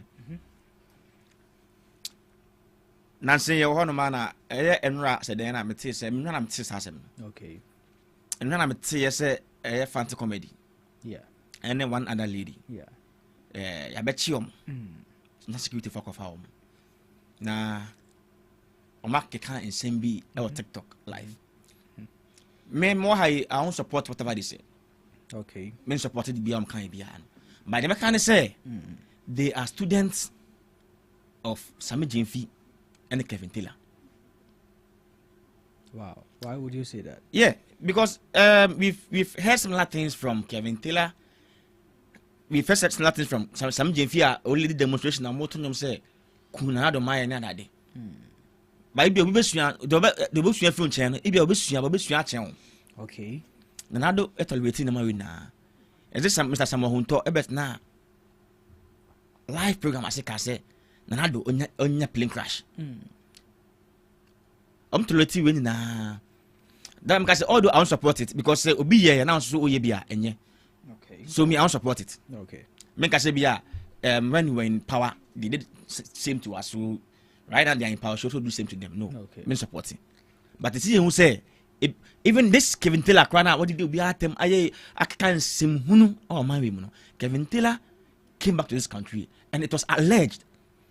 It's not the vice president fee. Alleged. Yeah, alleged. Good. It's not the vice so we don't have evidence. No, I don't have evidence. But because it was alleged. Okay. And if you court crown, national security for and the police guide them. The cream crown onya an escort. Okay. From our security personnel. No, it's very bad. But as I say, they will learn from you, and maybe they will learn more than what you are doing. Okay. What I say. So in all, you think they should be released. They should be released. They should be pardoned. They should meet to me. Have you really listened to what they said? Some of the live fantasy comedy from fantasy comedy. They make. I will say fantasy comedy is one of my closest friends about MPP more. Okay. Yes. You got a cry. You buy a car. I mean, no same car. Okay. Not. I want to say a commercial car. No, a private car. I mean, no, never take any. You did not stop in. Yeah. What I say. Yeah. Bush you can cry. Dance na. We went all the way to even a UCC. No. The college them say stadium we are on. So fans will have a catch. I mean, no, any orange pon AK or AK in the driving. Okay. Your college stadium we are on now before it's not buy. It's not best quack. Okay. Yeah. Go fancy will be our me ye. Also ni me ye pa. So I was just surprised. Why but some of kind no. Because obesua free bi ho. Obesua free bi. Na almost free am che no. Aban na twem na nyamo hwe. Ko na aban na twem no. Sembo no mene, otimi mene nsem bi. The government was so tolerant that tema bi ho no ma like on fan nyasem. Do you get it? So yes, to me I think they should release them. So what's the charge? Charges that mom then. Okay. Say what you know. I want to know their charges. Because as some of kind say they wished say anka on pedi mahama na ke wuye. Same way we so bon paye say yakopon so nko bi ma no. They also wish ne say na yakopon so nko na do ma no. Also wish. Obi so wish ne say na do efa plane and crash no. Just some who told say then also ne wish no. You get it? So it's their wish. Almost wish. One can say I will go and kill him, or I'll send boys to kill the president or some JFE or whatever. And wish, whatever his wishing. And I'll be cabraphobia. I'm coming to the wishes are then. I like notice everybody has one. Yeah. What I say? Obi. I mean, what Nima a home team no. That Nima wishes like a necra better mean yakrano. Them say me Brahma. Say I don't know what is wishing for today, but my wishes today. Catch her, Mr. Marian, you get it? So I think they should release them. Okay. The government should. Hey, they are more here, no. They should expect whatever they did in the opposition. Sure. Now they are in power. They should expect the same thing. Okay. What I say? Okay. I buy the ball bar. Sabana Botichi. Okay. Sabana Botichi. And then Mr. and I'm Sam George so. I can say a card there because I take down internet in the country. A card there. I was like, so because you're traumatized or you feel. Let's get him clear. He didn't say the internet. He said social media because of the. Now, if it's social media, now there. Because that you feel say you feel let's say you feel traumatized or you feel no matter social media I don't know like wow so oh but he didn't make it about himself. He was actually thinking of especially the families of these people. The families now listen Mr. Mary I'm for crew or my accident I'm a trip be videos na adina I'm for dan ahye I'm a trendy obi ko no manye olusu life obi one man if share ya pade bi share ska woma ohu a at least a sintim kra na what I say people have experienced bad things and a lot of things. Okay. I trend social media. Okay. Baby. So, a man say, I say, you are thinking about their family to extent say, no. Okay. You can advise as a man share. But to say you wanted to shut down social media, I said, yeah, on my audience, I said, I'm going to say, oh no, you look how feel. I said, maybe you can't know you look Ut me found time crack because I don't want to I want to shut down social media because me name really crack on to coffee and I was better I'm a best social media. No. Paul, let me ask you this question. I think someone just sent me a message say Mimi Sawa same way now. Be very honest about this question. Yeah. I said Sam George. Yeah. Then partner the ayo. What the neck can create what platform is need. Sam George and Nyamishi. It means the be about I be what can Sam George as him. I don't want him to feel. Hey. Yes, I don't want him to feel. I don't want him to feel. Say if was true, now teacher Pawasema. My career na class 2 grade 2 Golden Child School La Paz. Na nam teacher wako. Ko fani kan say be tempo of the king. I was na me ok for Golden Child for now. Those me badge no you read 2008 badge no omo no na me go to men we were home although but na me call those days no na me first 3 best students na me count na me time and me think question back one dey na egua me no although we beti e be che no but me tin because na me no pese e pass so some judge me pese I don't want him to feel I have some ministers there put to say a black I don't want him to feel Sam George, I don't want him to feel. Okay. What I say, how nice you and even Sam James, if you're minister, by the office, I don't want him to feel. Okay. But I'm feeling so I can. And I said, yeah, you get it. That's it. Yeah, that's it. Yeah, that's it for such an introduction. Rama. Yes, sir. Welcome. Thank you. Yeah, who watch it? It was studio.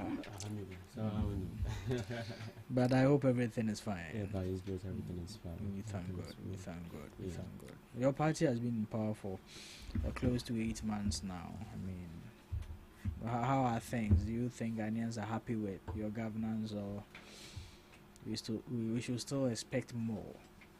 All right.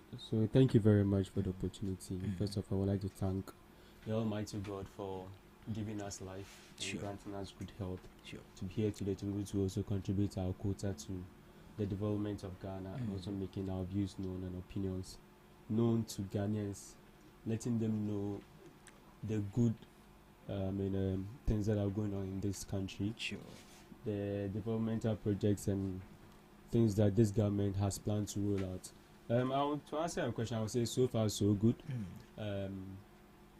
His Excellency John Dramani Mahama and the NDC are committed to making sure that we reset Ghana that we have come to meet, the Ghana that was left in trenches, and today we are doing our best bit by bit. Every sector, you can see that they are all healing gradually. We are getting there. We just hope that Ghanaians will have faith in us.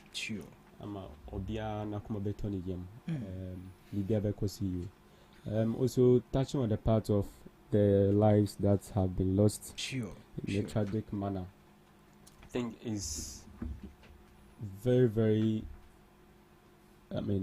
bad thing that has happened to us as a country. It's something that we should never wish for this country We could see that at a point where big men, it means the presidents, ministers, and I mean party stakeholders, weeping. I mean, you can see that the pain that we are all going through and mourning these citizens is not an easy one to take. Of all that, but politics, Nadia, I'm also into Minja, and we are saddened by some of the commentaries from the opposition New Patriotic Party when it comes to some of these things. You see, we can decide to play politics with all of these things, but gradually it is eating us up as a society. Because say, I hear my brother talk about their children of Kevin Taylor, Sammy Jenfi and whatnot. It's not, for me, it doesn't have to sound that way, that they are children of, I mean, Kevin Taylor is in Samoa. I don't know why you should keep hammering on Kevin Taylor is not in Ghana here. I don't know the position Kevin Taylor even holds in government that NPP is so much interested in what he's saying.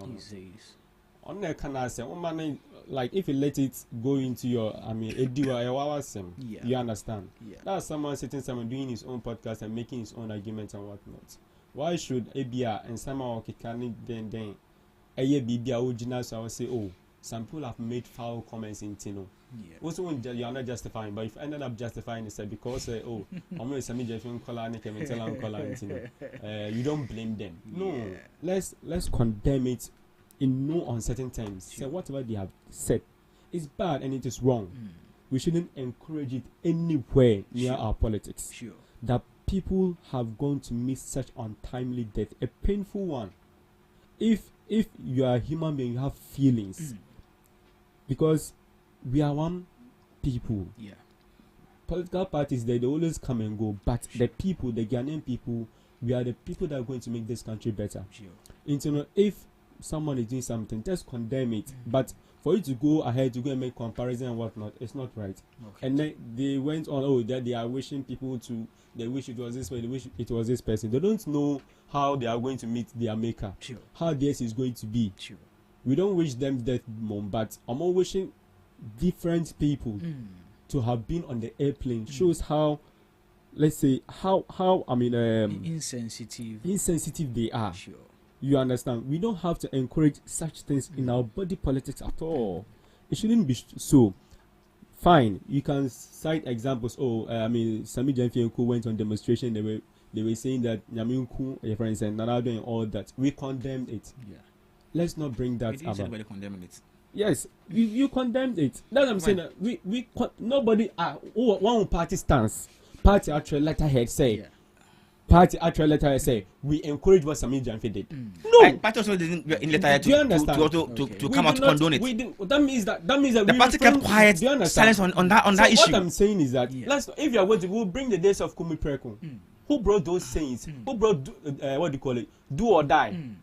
Do you understand? Let's go back to that place. What about those days? Do you understand? Let's not encourage some of these things because yes, we have come a long way as a country where we have to move away from attacks in terms of even verbal attacks, in terms of physical attacks. When it comes to body politics, it is about sharing of ideas. You understand? You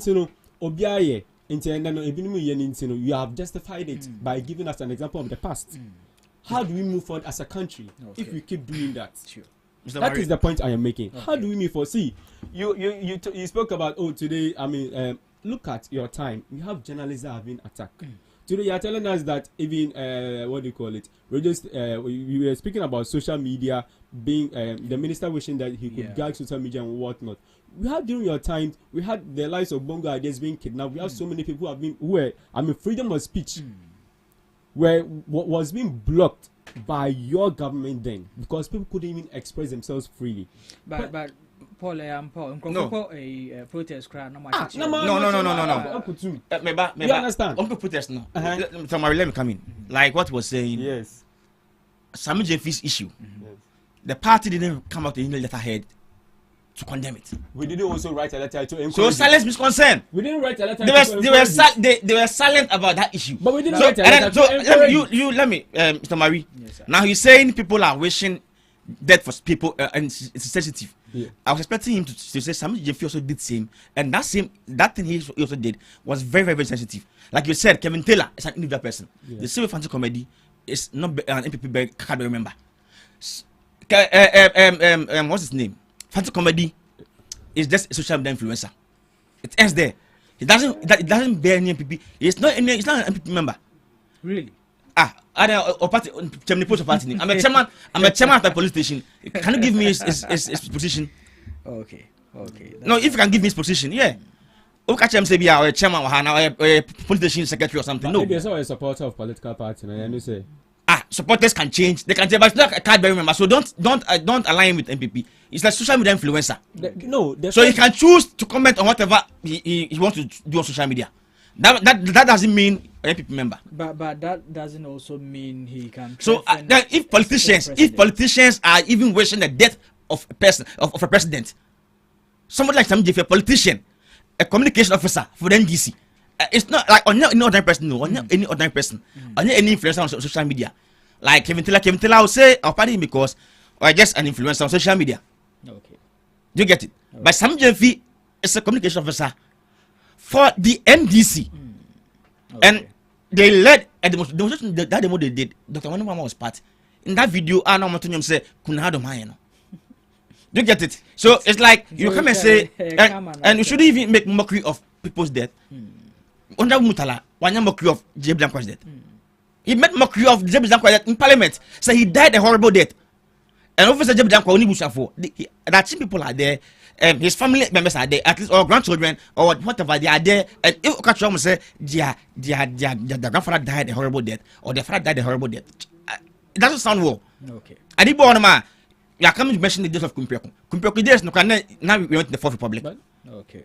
Jamaica, no, I say we went to the Fourth Republic. What are you talking about? Kumpioko was the time of doing VAT implementation of VAT by Rawlinson. So and almost started Kumpioko. So Kumpioko no died. Kumpioko demonstration died. Demonstration because of what your leader then said. No. That's the point I'm making. People died because of what he said. People died because Nanado said do or die. People went to put their lives on because of those sayings. That's what I'm saying. Let's not do comparison. If you are doing comparison, we are here. Not guilty.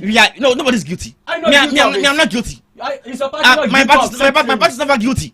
My party member or nobody from my party has ever reached the president death in this country. Okay. Nobody, but I can cite somebody in the party like Sammy Jeffy. Nobody in my party.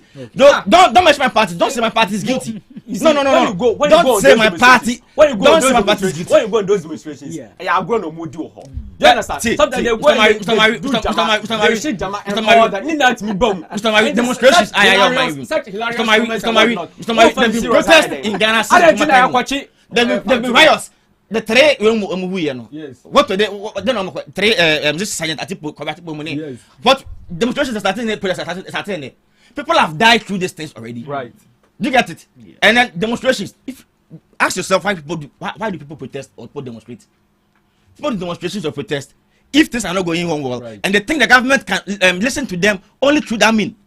Is that through a protest or demonstration or strike?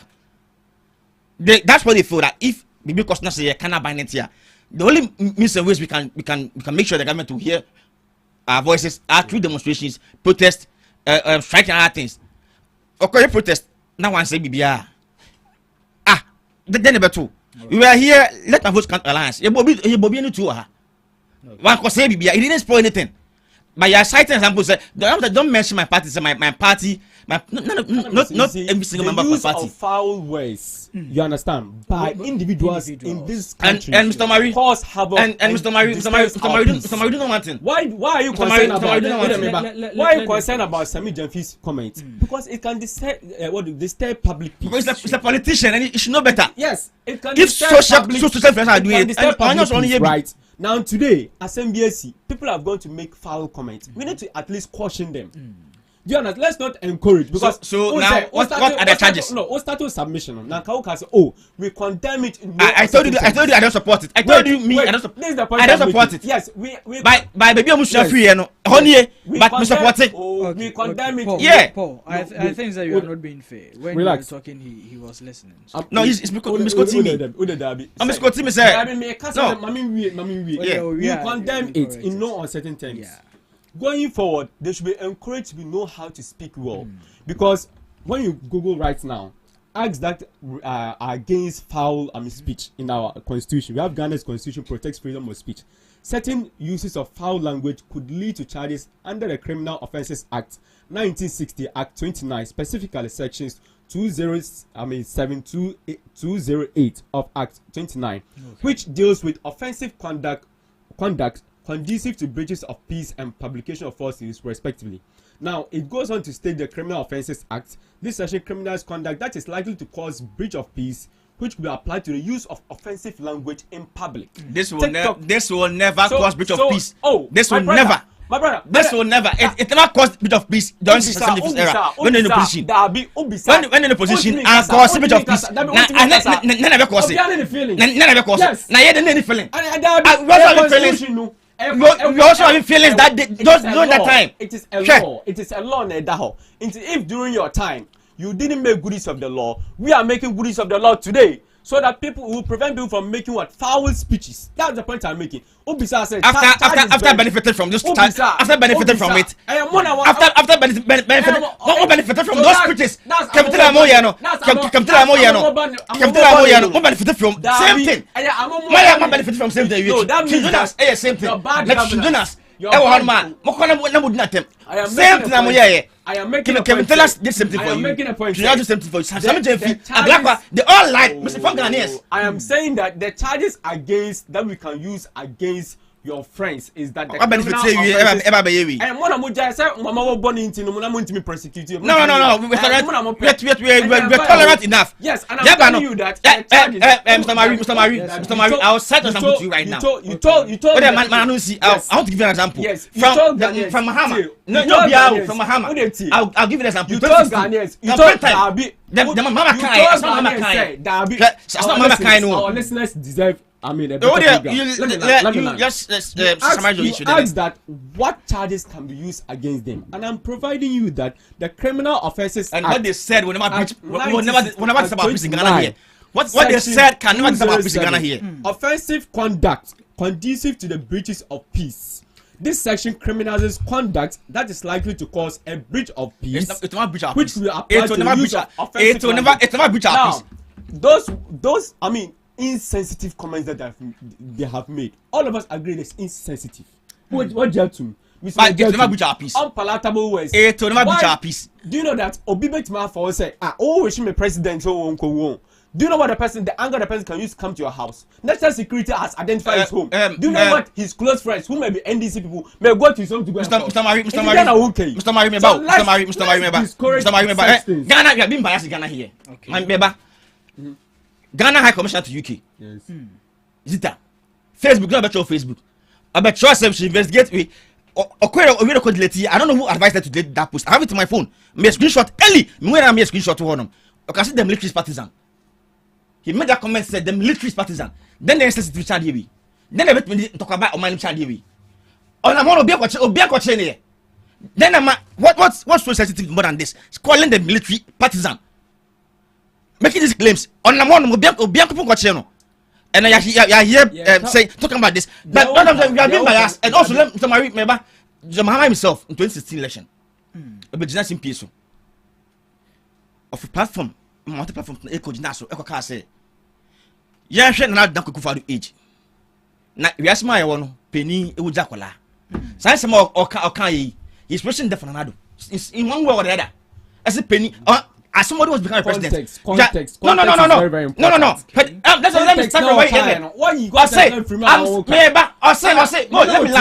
me land there. He said, let's look at Nadu's age. Now you're sure on age. Yes. Now, Penny Ujakola. In the natural sense, Penny Ujakola. Yes. So, you're too much Nadua. Then you see. What's trying to mean? What he means we are going for an election. You have accumulated debt for us. Do you understand? It's like your father accumulating debt for you to come and inherit. Yes, I don't care. You now or inherited debt, you know. When the natural sense of living, we are aging to go and die. Mama, the Ombobo say to what to say, well, Ombobo say to what. Then pedagogy. natural sense of logic. Mama sense of living. Okay.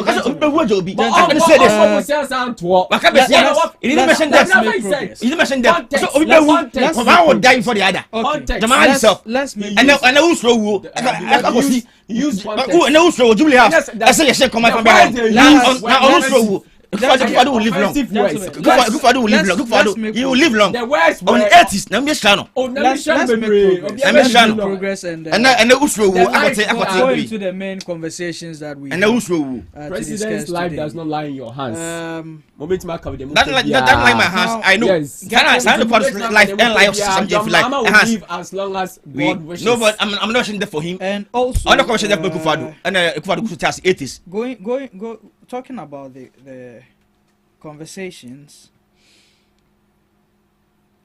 I don't know why you gentlemen are so heated up this morning, but let's move on.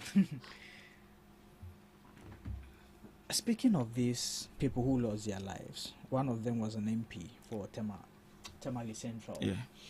And as the constitution demands, if such an unfortunate incident happens, we need to run a by-election to replace the person, to get a representative for his people. The NPP has come out to say they are withdrawing from the elections. Musa Dankwa, we all know his activism in this country. He has come out to challenge that decision that it is not in the rights, looking at the sect of our democracy. Now, I don't know, maybe Paul, but this is why he says this. You see, no matter what we do, we've lost the soul. Fine. But the people there need their rights to choose someone they want. Nobody's stopping them. But see. Nobody's stopping them. We understand that. Yeah. We understand nobody's stopping them. But then also, we are curtailing the choices they could have made. Mr. Marisa in danger force. We've been in this country. Mr. Danko, I don't know what he's trying to mean.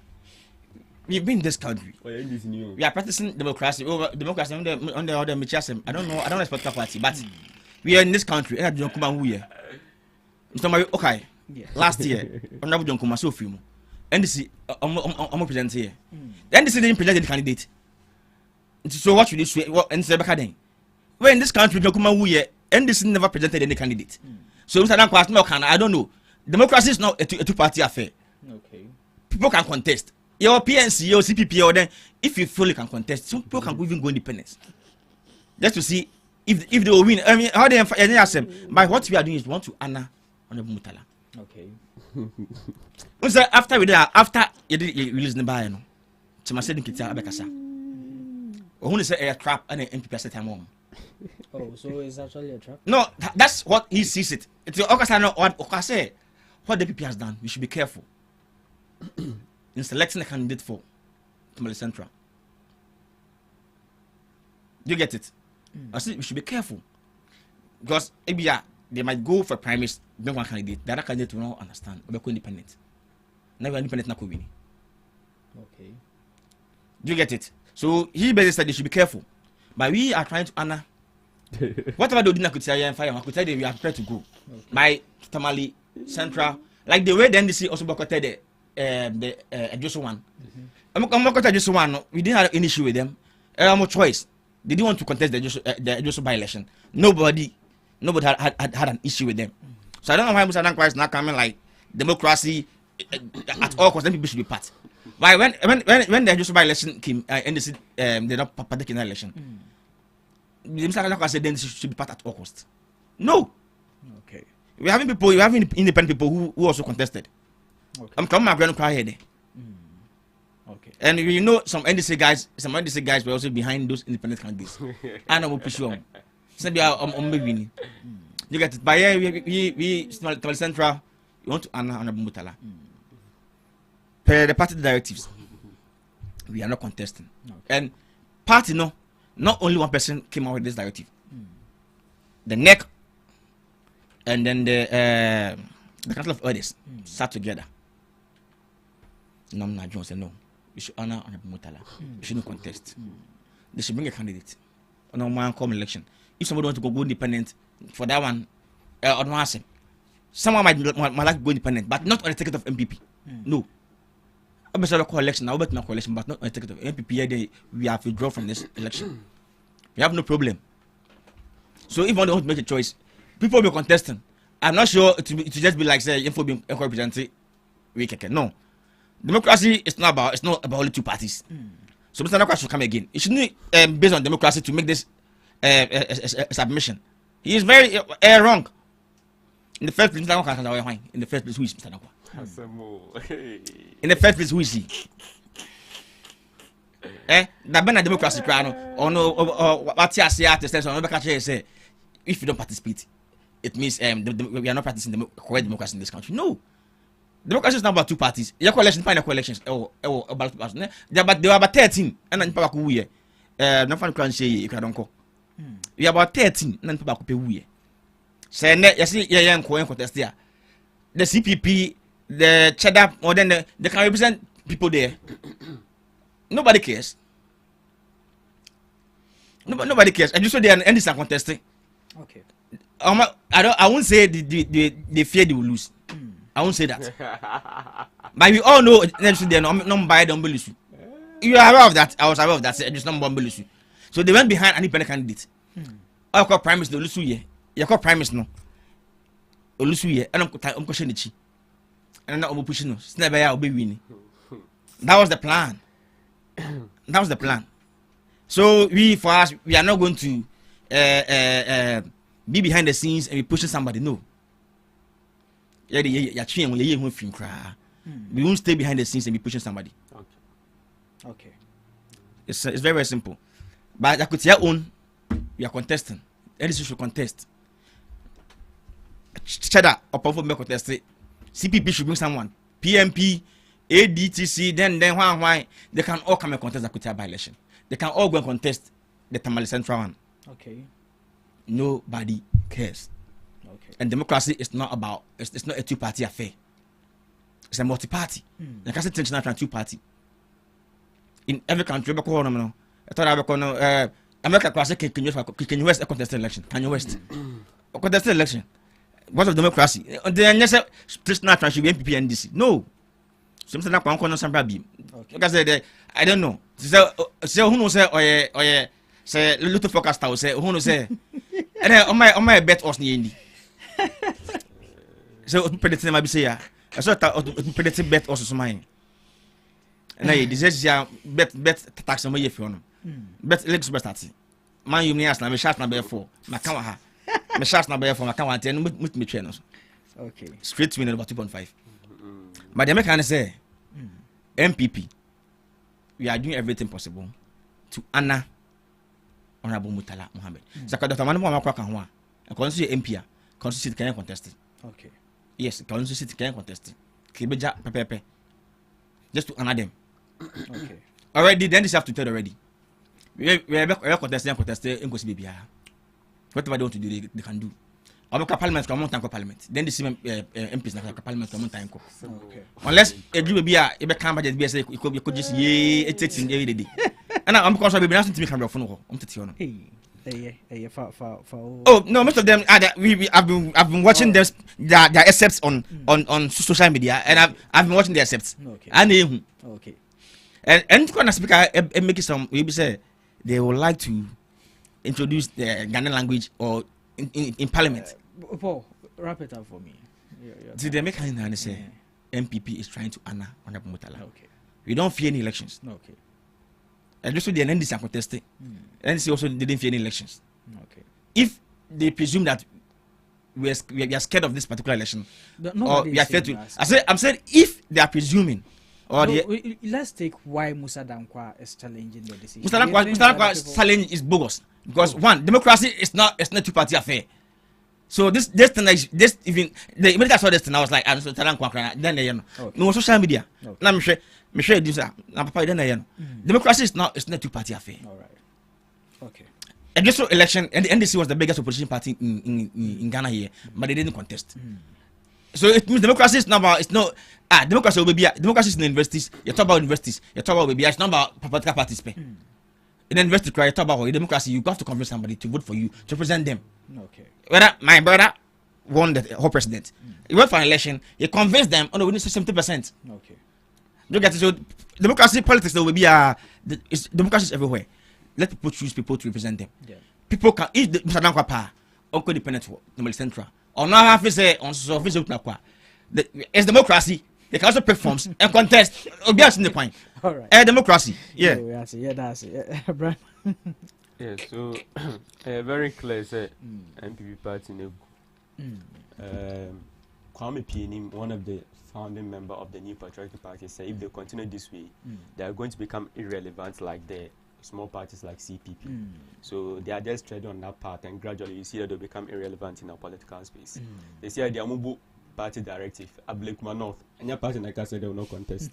And then they obey party directives. They are working. They are a working class like contradiction. They Omukasi no than say Ablekuma North. Your party official stance was that you will not go for Ablekuma North. The EBT say Moko Jinao, more yewe, more contested. So these people, I don't know who is even leading their party. I don't know if he can tell us the leaders of his party. Because Mubu party pa Ablekuma North, Mun contest as the official party stance. Yeah. You didn't obey that.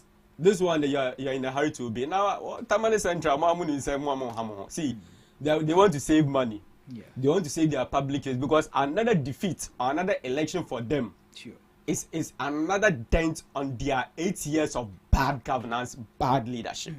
Because they don't even have goodwill because they trust Nankasano. They say, you're losing trust among.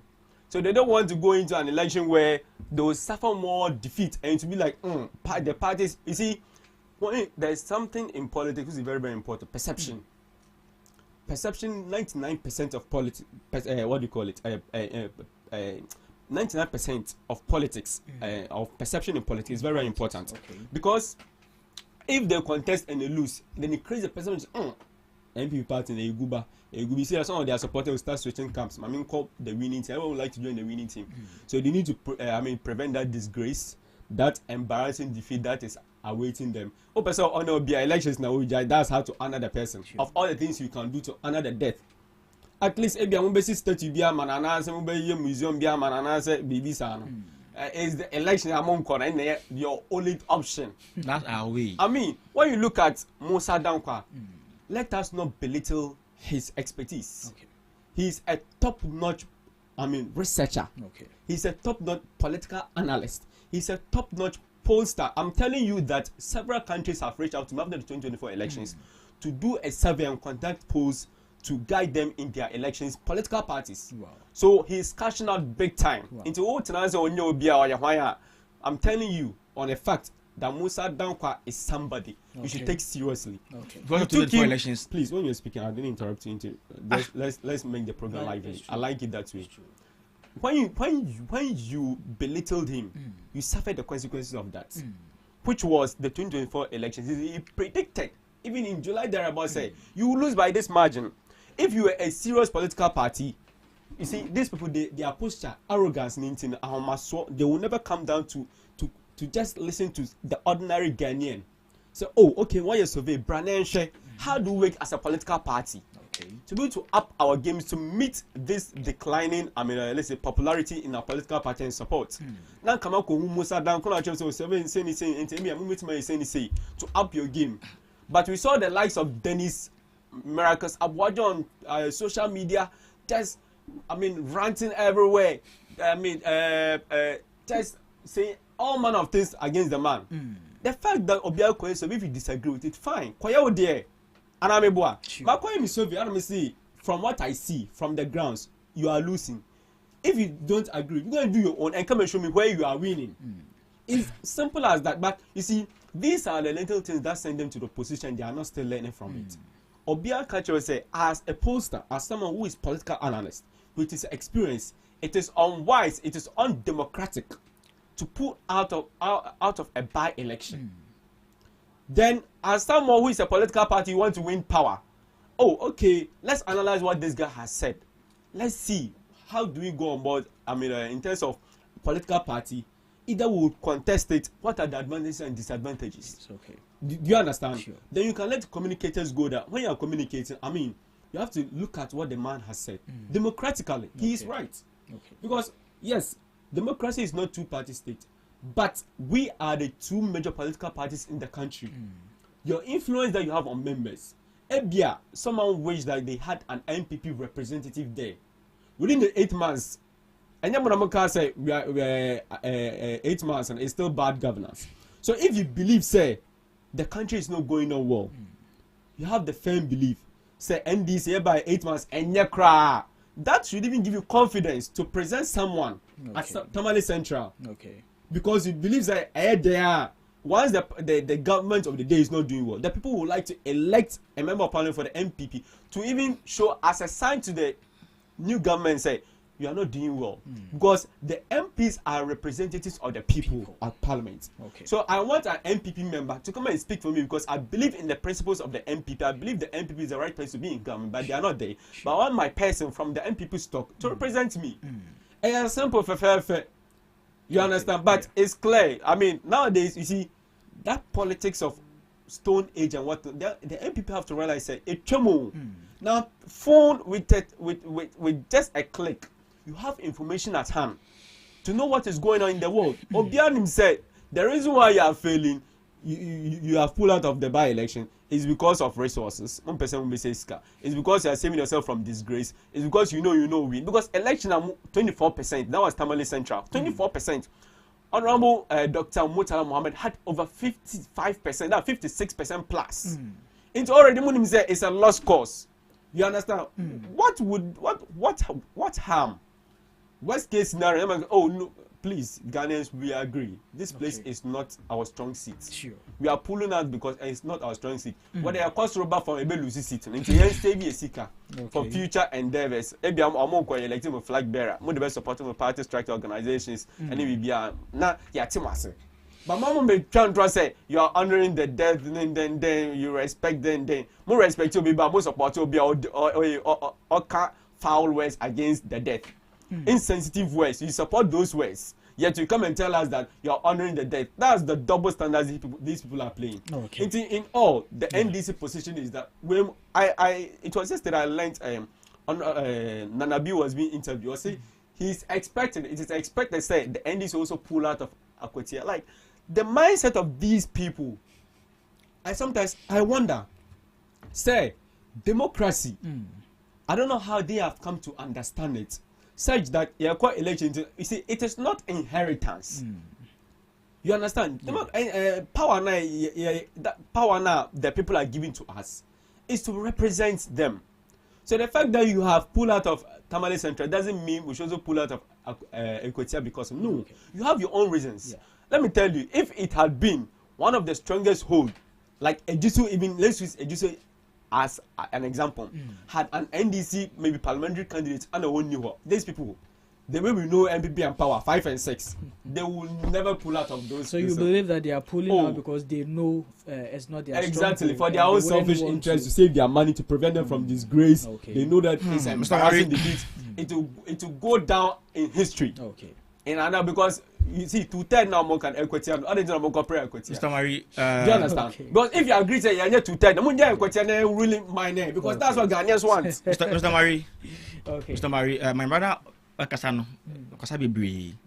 Now, can I say the people of Tamale Central will like someone in the name of MPP because they believe in the ideologies and. I'm saying no, he said the people of Tamale Central. I'm saying that some of them, yeah. Because they would like an MPP rep. So that banner NDC who are they? Because I want to know. Because I don't know if the people of Edison are not a bit soon maybe they like an NDC rep or they don't believe in the ideology of NDC. Because the NDC also withdrew from the Edison by-election. Okay. But we are here saying as if say Edison is leaving Edison. I don't know if there's no member, there's no NDC chairman or NDC or the people of Edison don't believe in the ideologies of NDC. Okay. That's why you people withdraw from that election. Yeah, making noise. The democracy is a two-party. It's not two-party affair, but we are the biggest political party. And we should contest. Meanwhile, we know you are the biggest political party, but there's just one withdraw it. I'm just saying, then some withdraw it. I wanted to ask him that then about some withdraw it. Was it because of they also knew they were going to lose, or they also wanted to save resources? Then about some withdraw it. They should even. That's like I was saying, mommy. Okay. But you come here and then you come here and just be making say you withdraw because of this.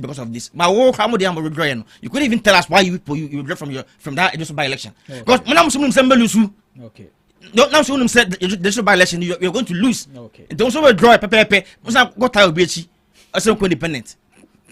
Independent. Oh, evidence. Okay. Now then somebody cause just need now what evidence? Somebody cause just need radio say oh. Somebody cause need somebody cause which. So what I'm saying is that don't come and sit here. Don't come and sit here and be like the people of Tawe Central and maybe they might need somebody to represent them PP.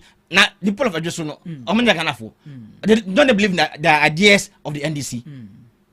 And the ideas and policies of the NDC and the policies of the NDC. The people of Adjoso also believe, some of them, but Adjoso, they have NDC office in Adjoso. Okay. They have NDC branch executive in Adjoso. They have NDC Kokolos executives in Adjoso. Okay. So the people there, don't they believe in the policies and ideas of the NDC? So why didn't the NDC also represent or presented somebody to contest in the Adjoso by-election? Okay. But yeah, you're making as if say as a first time yeah AC and let me remember. This is treenews.com. Okay. You see, that's what I'm saying, that we're on a radio station, so we have to only speak. This is the official stance of the general secretary of the party when we decided to withdraw from the Adjoso constituency. Okay. This is what he says. I'm just brushing through. I'm not going to. So he says that the general secretary of the party, Fifi Biafikote, at a media interaction, emphasized that the party has set processes in motion targeting the main parliamentary elections on December 7th, which require enough time and attention. Okay. He goes on to say he reaffirmed the party's determination to withdraw from the by-election, stressing their dedication to laying the framework for the December 7th general elections. Okay. Now, I will not take part in quoting him and all that. So this particular the NDC will not be part of. We are very confident about the processes we have. We just have to make sure to implement fully, and between now and all that. Meanwhile, the ruling party also you understand? Sure. This is the official stance. Our stance was that. Yeah, so this is your stance, and we also have our stance. What kind of stance are we? Yeah, stance that by the wounding, but you should be your stance. What are you trying to tell us? We came with our stance, and you're honoring the dead. What's the bullshit? But we should believe in your stance. What are you trying to say? Yeah, stance didn't say. Oh, stance was that we are laying the framework for December 7th elections. And what's our stance? We needed time and attention. Mr. Maria, okay. But if that is your stance, which we should take it, then we should always have our stance. Take it good faith. So what are you saying? The difference. Ours was on an election year. Okay. In April. Obia on the stance. More 4 years. Mr. Mary, Obia on the stance. Once I would stand by. From the head, Ghana for a soul. Yes, it's not the same. This time around, only power. How is that? You're not in power. You're not in power. The same way. Whatever you do, no. What I say. Public sympathy. All the stance they say. And then I just know let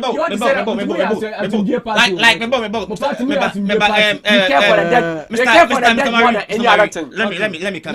Like the way he was saying about the stance. I am giving you 1 minute. You finish. Like Brahma goes 1 minute. Like the way he was saying, talking about the stance. Mr. Dankwa's issue was about democracy. Yeah, we withdraw. Not say we shouldn't withdraw. Yeah, the stance about why we are withdrawing. Not say we shouldn't withdraw.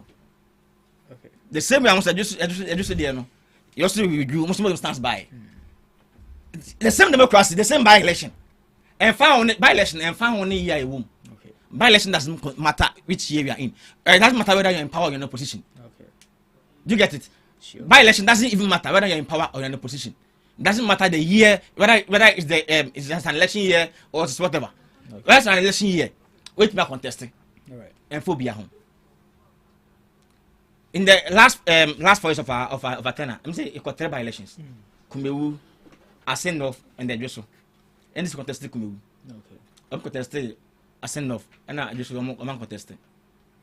Yeah, but first by-election Akotia, second by-election Honorable Mutala. Yes, back here contesting. That one there, you are thinking for us. I dream yes, not the buy, no. You are bullshitting it. And on our old dream, Okay. But all those stands by, no.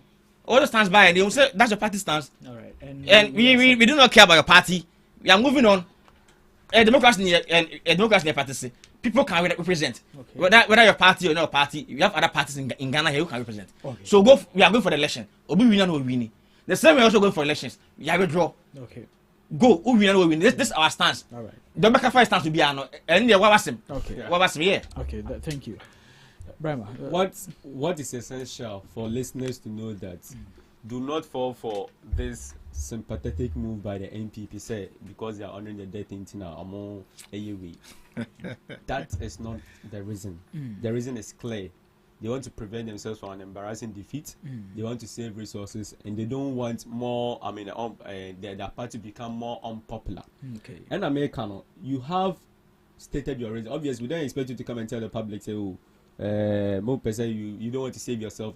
The point I was even making about the election year. Yeah, see, we needed time and attention to be able to prepare towards the December 7th elections. Sure. We didn't say we are honoring the death of, the Ejisu MP that. Our stance can be the same. Let me make my Our stance point. can be the same. I agree. And Americans, but that and Crawford say, or no, be, death. You come and do crocodile tears, then behind back. Now, because supporting Crawford, Monka foul ways, and then we are not such people. We didn't say we are honoring the death. Oh, honor will be death. There are several ways you can honor the person's death. It may we need crowd dedicated. And this one of them. Please. We need crowd constituency. Acquire something beautiful for the members of the constituency. There are so many ways of doing it. Okay. You understand? Yeah. But the party's stance right now is that they are honoring the death. That's their stance, which we disagree with. We are telling the people of Ghana to be very much aware that this with that side is the deceitful ways today. They are branding themselves as a peaceful, a political party. They want people to know is that they honor the death more than anybody ever chrome had be a trunk. One person will say this Kawai. One person the party become more unpopular. Into more withdraw and nobody should vote for it. All right, thank you there, gentlemen.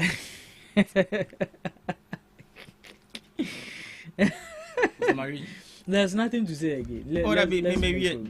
Last time I remember saying or stance no the two the stance is so simple. Okay. Very simple. Yeah. But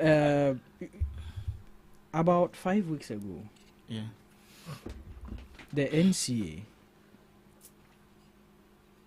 suspended some radio stations, and then the president stepped in to give them a grace period of 30 days for them to rectify whatever breaches and irregularities they were accused of. Their time has passed and they have failed to comply with the pardon from the president and the directive he came with. And so yesterday the NCA proceeded with suspending their license for operation, and this has brought a whole lot of heat. Let me put it heat, because a certain politician, a certain party's chairman, whose platform was involved, and people think that if it was any other person, there could have been a ways or some means to still rectify this. But I say you know the account the young force one time na son ya. But you see, this directive came not today. They were given time to rectify. They didn't. So the NCA are within their rights to go on to suspend it. Mr. Murray, yes, the Minister for Communications, Innovative and what digital innovations and other things. Yeah, no. This week, okay, I said there'll be more heat this week, and how can I say? Was it decisive decision this week? Yeah. So whatever decision is taken, I'm not against it. Okay. Fine, because it's part of the mandatory of the mandate to renew their license. Sure. So if I'm sure the FM stations or the TV stations, they have their lawyers. They have their lawyers. So I'm not here to speak on their behalf. Okay. That's good. I'm not here to speak on their behalf. That's good. Me, politics, I'm an honest politician. Okay. And I'm from MPP, very, very honest party. Okay. What I say? Okay. Say, enya. Okay. So, me say, now I'm saying, they have the TV stations or the radio stations, they have their lawyers. So their lawyers can defend them. If truly they've renewed their license, and I have chuma, and they are okay. But if they haven't renewed their license, then mama grace period. That's the lament here. I'm not here to defend anybody. Okay. Because say yes, banners we BBC. Politics. No, make us say say banners will be soon to Politics of retaliation. No, this not retaliation. Radio good. This not retaliation. So I also retaliating. So don't mention radio good. I also retaliating. Don't mention radio good. That's what I'm saying, sir. Say banners will be soon. Say banners will be soon. Renew need there. No, if say bar because I make a kind right now he hasn't renewed his own. Imagine we finish him no. If you can see that finish him no. So me ka say class na fa ma no. Na say me so power. No be so internet there. Media koka. You get it? So I'm not saying yes say ban so be so renew license be so e the cars be so e di kwa asema. Sabe obi so di kwa asema. Yes so na so ye bia. Na yes so yes season ne. The frequency new year. It been the right way. And then me support and then me support this very action. Okay. If only genuinely say they haven't renewed their license or whatever. And the case of money ya. Now I judge from Sema. I have no problem. Okay. Because yes, you have power. Obisu ebedu so obi on so no. Ebi on so ebu mra no so sa. Ebu mra na mra nyawa. Mra no enyaw. Okay. And the only day mini asembia won America. All right. We are running a country or developing a country. I don't want to say they're retaliating because of what radio good issue that make answer. Okay. That's what I'm saying. Say the TV station have their lawyers. If they are not be here and speak on their behalf. Okay. Some often say they can just file a case. And maybe they renew that this and then still NCA is trying to press their next NCA person next person. So what I would say is that if only they haven't renewed their license and whatever they have to do, they haven't done it, and NCA are suspending them or taking up the frequency from them, I think it's in the right direction. Okay. So next time, if you also win power, and they speak as if they haven't been in the position before, and I tell them more. Then talk. Yeah. They talk as if they haven't been in the position before. So I'm surprised, and this is what they did, and they went to opposition. This is what they did. I said, they have been. I said, my time on Rollins play for Crown. At times it may be no power. A whole Rollins, a whole JJ Rollins. If it's a Crown, at times it may be no power. Your buying should be the 80s na koye. At times we are mama's better. Mama can buy a contract one tempe. On yes, then it's be as if say. The same NPP am position no. Same NPP as if say then this have never been in position before. You ba power no. Na some man you can. You can say you better to be 100 years. You better to be 100 years. Bye. Ebe in the echo. Do you get it? Power better as a power we quite the 4 years pepe. Na say 4 years na say 4 years pepe. Okay. Na say na say na dey cost no. Dey cost no me dey no di for mum.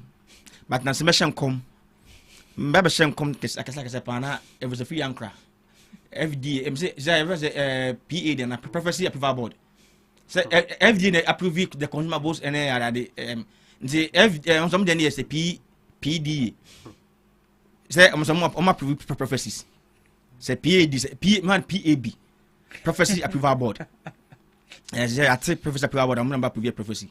I remember that not D4 and say, the part to South me. All right. I'll be going there and also be prophesizing and then. Nipa me born dino because shani we are some Jimmy Guru and they be TNT the cemetery. And I bought my bar, my last be cemetery. Yeah, too. Right now we my area there, Nipa be prophets. They say in my community we are all prophets. My community we are all prophets. They say you be Rashid Jubilee House something say, you know. You be call day in day out. Okay. Yeah. So the can say I won't support crime.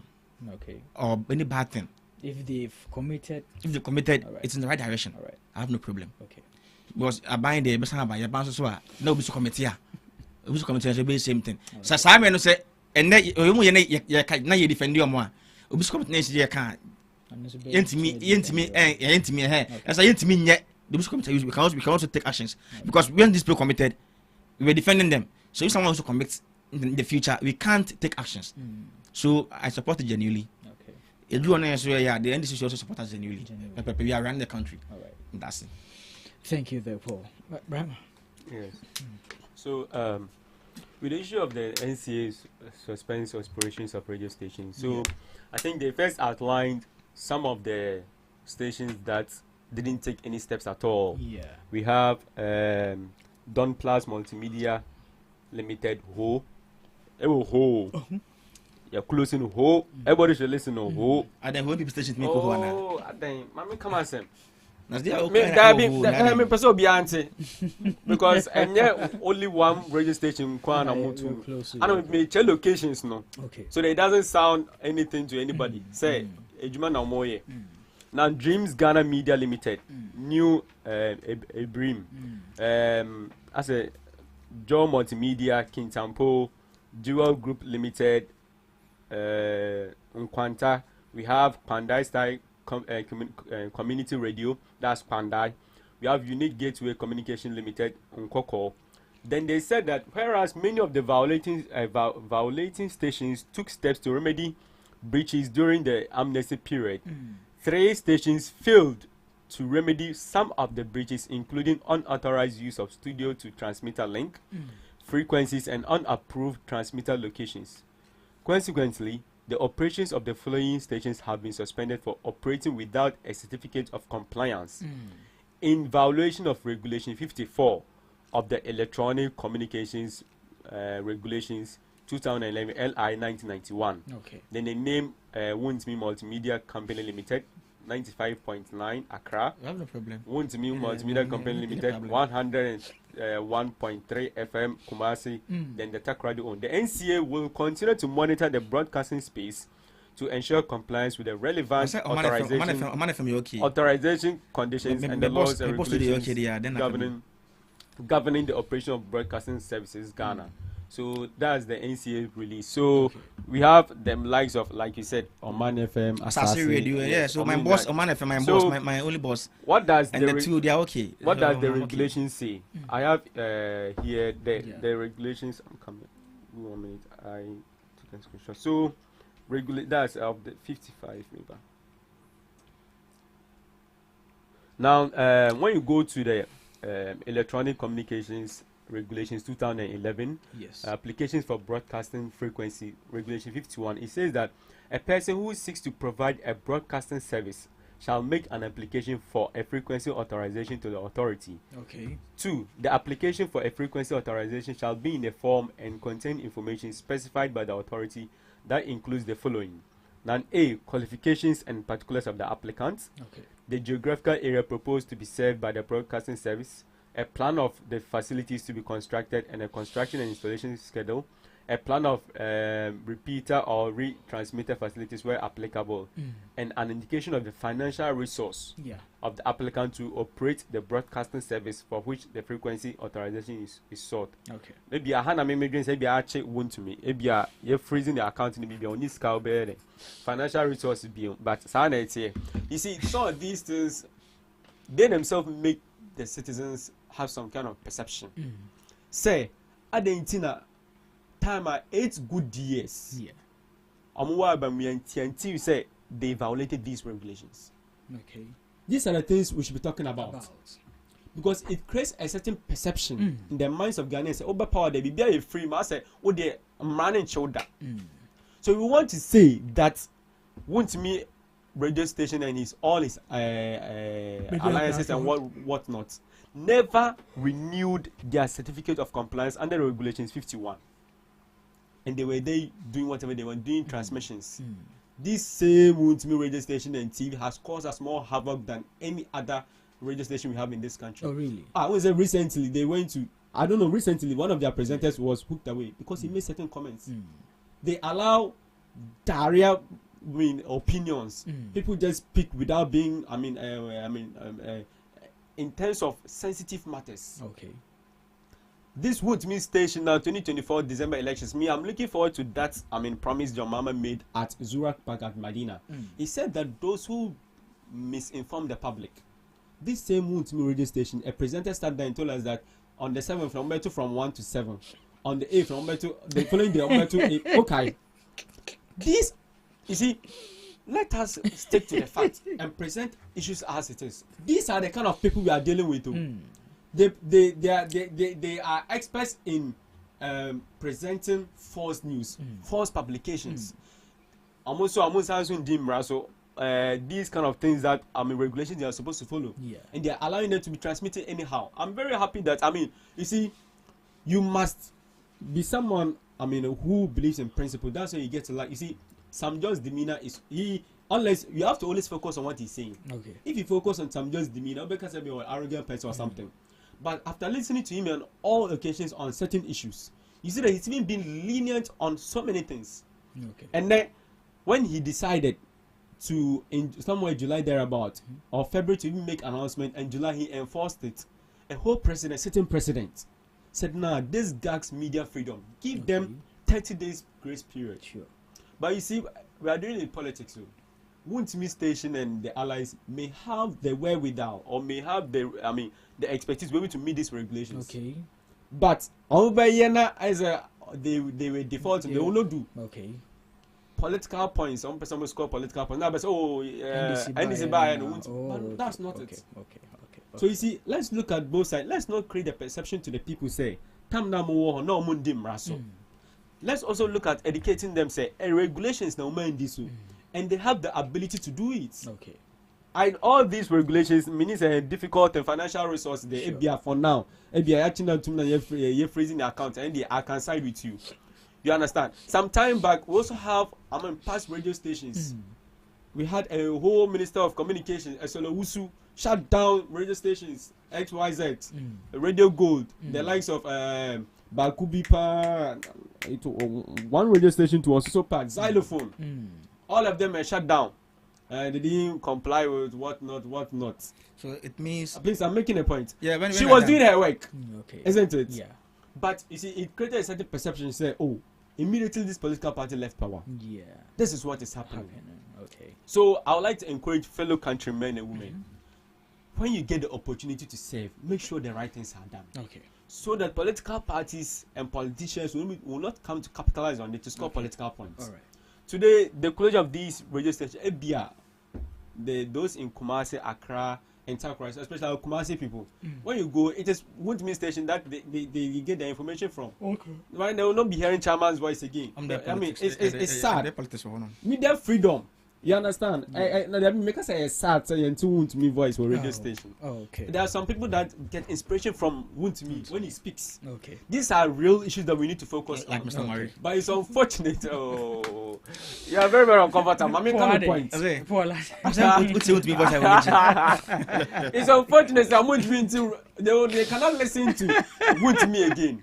You understand? Yeah. They are source of inspiration, wisdom, knowledge, or I like that word, wisdom and knowledge. Yes, I'm being honest. You understand? People like to take certain things from them. And I am sad as a Ghanaian. You understand? That when we are speaking, we can put political this thing aside and be Ghanaian for once. Sure. I am sad that some people who take inspiration from today, they will not be hearing from him. As a result of a regulation that he has not met. Okay. This goes a long way to tell you that the political party that was in power, then Ghanaians had every reason to vote against them. Okay. Meaning they were not ensuring the right things have been done. Okay. We have come to make sure that we reset. Okay. Today I hear most people say the NDC ministers are the most humble people. The NDC minister, and we can see it reflecting in our lives. Okay. So many things. Today, dollar to exchange rates. Today, fuel. What the prices? Yeah. Today, transport fares. Okay. We never dreamt first. Campaign. Mama buy never better. Today, it has happened. Okay. Never buy people are feeling relief. Okay. It shows that good governance has come to stay. Okay. And we urge all Ghanaians, despite your political colors. Yesterday I was with a friend or MPP Nipa Yesterday he was with his phone, not knowing he had applied for passport application or something, and I'm sending the email about fast. So Honorable Kujeta Blackwell is doing very well. And also Minister of Labor and Employment is also doing very well because some of his friends have applied for jobs. Okay. So it shows they all agree, say, Abba and Papa Abba. Okay. Just, we understand that they have to do the normal politics, but they say, they don't have the macho men in parliament. I mean, they are losing popularity. And we come destroy party because they have become nuisance to us. Okay. So your radio stations, they couldn't meet the regulations that should be established, and they are ensuring that the right things. When they meet the regulations and they meet everything, they'll come back and preach the good word to their people. Okay, thank you there, Brian. Paul. Yeah, Mr. Marit, no, I say, I'm Papa, and I said, sectors we are radio stations no. Pepe, sounds na about Papa's buy no. You can't read good new because sounds now radio goods. Now this was no. They also violating the rules. Okay. Yeah, same thing. So don't come and be here and be like I say. Them guys say the NDC talks as if say position that. The NDC talks as say the position that. But you've been in a position before. Now more power no. That time no from 2009 to 2016 I'm more power no. Now then they see radio goods from some validity rules no. Okay. Then they see. What is radio good ne TV price in there. Then they see. The time when I say it's go to material TV price is on my back. Okay. What I say so. Don't be here. We should talk as Ghanaians, but don't be here. Be playing politics with this. Okay. NDC bar, ne radio station allies, baby na India. To take another party to come in and verify. Is it even a good thing? It's not because that's why I said I'm not supporting. I'm not. Because I'm not supporting Chamaun to me. Station and other things. I don't support it. Me support it. Say to me on Twitter. Now just say almost significant. Almost close anyway. I have no problem. Okay. Any problem? I don't have any problem. Yeah, because you have to do the right thing. Okay, that's fine. So now government no one year. Fashion teams are by message. Okay. Until any stations now home now no first money no. I'm said the cover for them no. Fashion teams say government to change. Okay. It's very simple. This is the right thing. Okay, thank you. Our last topic it deals with the cocoa farmers and the pricing of the 2025-2026 cocoa season. And the Ghana Cocoa Farmers, the Ghana National Cocoa Farmers Association has released a statement. And I want to read that statement and then we build our conversation on there. So, increase cocoa price by 70% as your initial statement, cocoa farmers to government. The Ghana National Cocoa Farmers Association, the preeminent organization representing over 700,000 cocoa farmers across the country, have expressed their disagreement to the government of Ghana for the recent increment of producer prices for the 2025-2026 cocoa season. According to the farmers, the interest of their welfare and motivation to increase production, they recommend a more resilient pricing mechanism that accounts for potential currency exchange rate changes. They also urges the inclusion of a clause to adjust producer prices in response to significant future currency movements to ensure that the farmers' interests are properly safeguarded. Again, the government should ensure fairness and stability for the cocoa farmers, mitigating potential losses due to currency fluctuations. They also urge the government to involve them in decision-making to promote cocoa sector in the country. They therefore call on the Ministry of Finance and the Ghana Cocoa Board to implement these suggestions to respect and strengthen farmers' rights to avert a potential humanitarian crisis. So this is coming from the Ghana National Association, the Ghana National Cocoa Farmers Association. Gentlemen,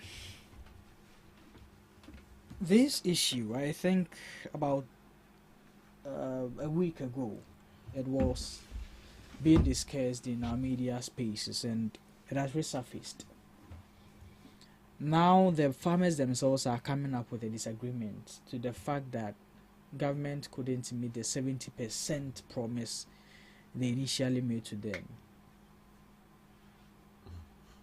I don't know how true this is, because of some information we already gathered when the pricing came out. But if the farmers are saying this, does it mean that government came out with an untrue figure?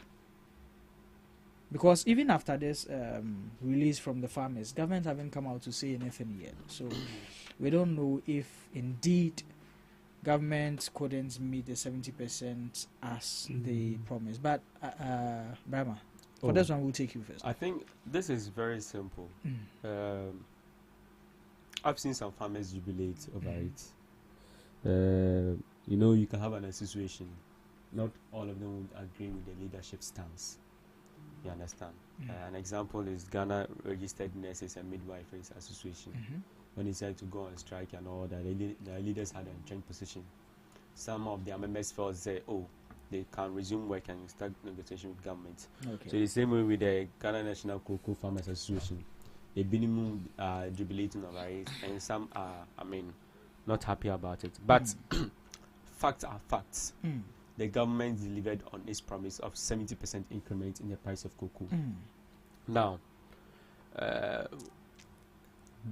there is some form of education that needs to be done. Okay. At the time the promise was being made, the cedi to dollar ratio was around 16 to 17 Ghana cedis. That means a dollar was around 16 to 17 Ghana.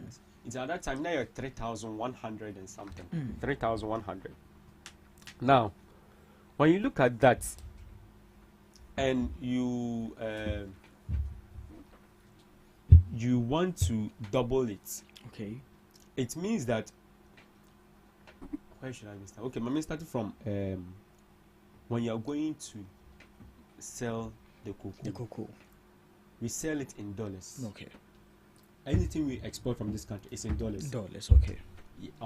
Like we sell on ton in dollars. Okay. But yeah, but this can convert it to cedis.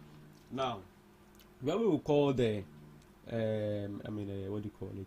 FOB, free on board. Yeah. Now, when you are exporting the cocoa, so free on board is in so many sectors. ABR, okay. Free on board at a point, free on board at in terms of destination or location. So, for instance, ABR, I'm supposed to deliver this my phone to you. Now, free on board is that okay, I'm responsible for its transportation and everything to get to your destination. Okay.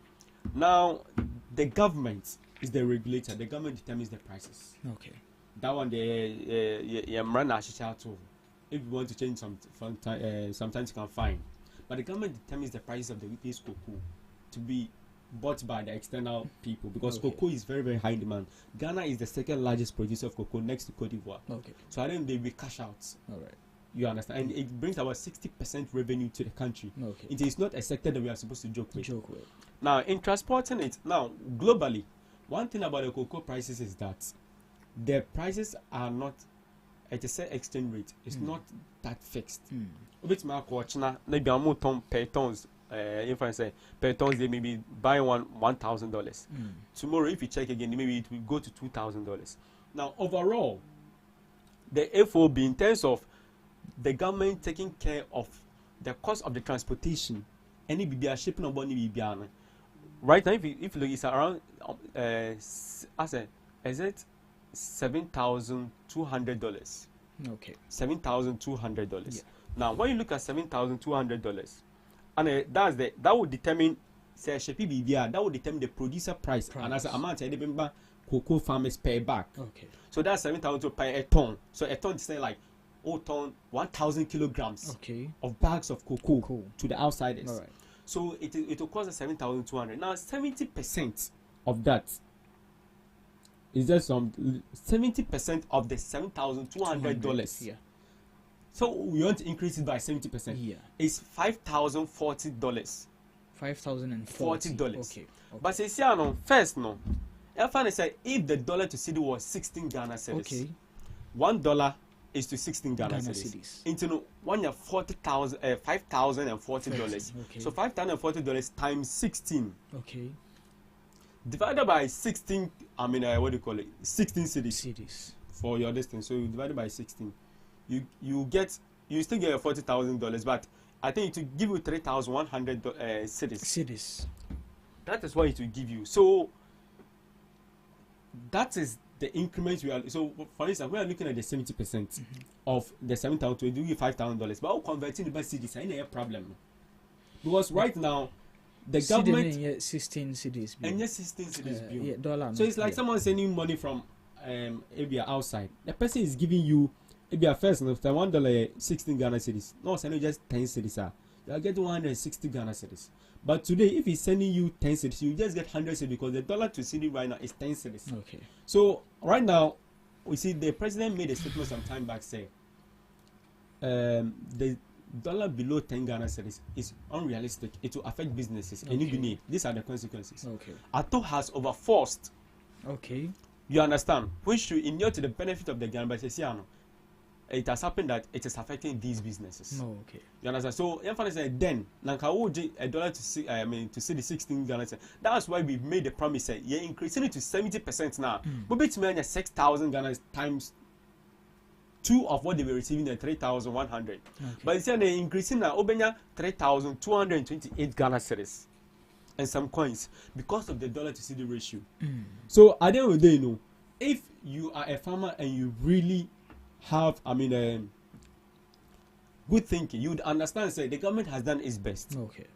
So I'm increase, and it is when you go and search, they say it is about 62 or is it 68% increment in the dollar because almost first there for instance $3,000. That's a 3,000 something dollars. That's what they used to get when they had not increased 70% of it. Okay. But now increases 70% now $5,040. That's like almost twice of $3,000 now more ton per ton. But the only problem is the CD to dollar ratio. Okay. Which has even affected so many parts of our economy in terms of even from prices of goods and services. When you go to our marketplaces, it's not like as it was. When you look at the fuel, our fuel also coming down. When you look so many things. But in this instance, who does the onus lie on to educate these farmers for them to understand that probably government has because of the cedi to dollar ratio. But when you communicate, that's what I'm saying. That government, that's what I'm saying. That as we are speaking right now, unless government rethinks and bring up some policies that will give some kind of maybe a free space, they can also increase. They can increase the percentage in the FOB, that's free on board services that they do, because of course now the price of cocoa externally they'll tell you it's about $8,000 something. You understand? But Amoko and the services they have to take care of in terms of responsibility for transport, the shipping and all that, it's about 7,200 per ton. Which means that if you are to do 70% of 7,200, about $5,000. If we were spending dollars, fine, that's how you benefit. But we are spending cedis. You understand? So it takes those who really know that the government has done, because when you gave me the topic and I even researched, I think sometime in 2024, these same farmers came to complain. At that time, they were receiving 2,000 Ghana cedis input, and they were urging the government to increase. For the 6,000, they have been consistently talking about it. They want to receive an equivalent, the dollar equivalent of their cocoa producer price, what they get to 6,000. In detail, say you better 6,000. We have to increase FOB maybe by more than 70%. You understand? Someone who was there with you, maybe 3,100 Ghana cedis equivalent or more. Yeah, by amount maybe 3,228. And yeah, but at least some little gratitude and some effort have been done. That tells you that we are just in our first 8 months. Into a the NDC government and then the John Dramani Mahama, His Excellency, are working very tirelessly to make sure say in the coming years, if it's much see the burden, if it's not 6,000 or more panel. You voted for us, yes, because we said we increase it to 6,000 Ghana cedis. Because we knew the dollar to the cedi ratio at that time. That's what we were dealing with. But at all, Betre is economists no, and your book can read. Or Betre is practically on the economists no, and he has come to implement these policies to the benefit of Ghana. The cedi to dollar ratio is not even affecting some businesses, which is realistic. We agree, but we are assuring them say we have so many years ahead together. They should have faith and keep calm. They are very fine. I learned one of my brothers in one of these cocoa. He was telling me that he was explaining to the mother say at least krana coming to me 4,000 krana. I mean, we all want the betterment of these people. But don't forget, we are providing them with free fertilizers, free subsidies, free insecticides, free pesticides during their time. Fertilizer no more ton, NPP for no more ton. Fertilizers when they came, before they came to power, time the fertilizers they free. Then we give to them free. Okay. When they came, they were selling it. But these are the things that we are doing to cushion them. I can't just say, we are not saying that it's enough. But these things that we are doing to support the industry. But the end me quite 70 they own benefits. Maybe not affecting businesses. So they should understand that we are working tirelessly. There are so many things that in the cocoa sector we are looking at.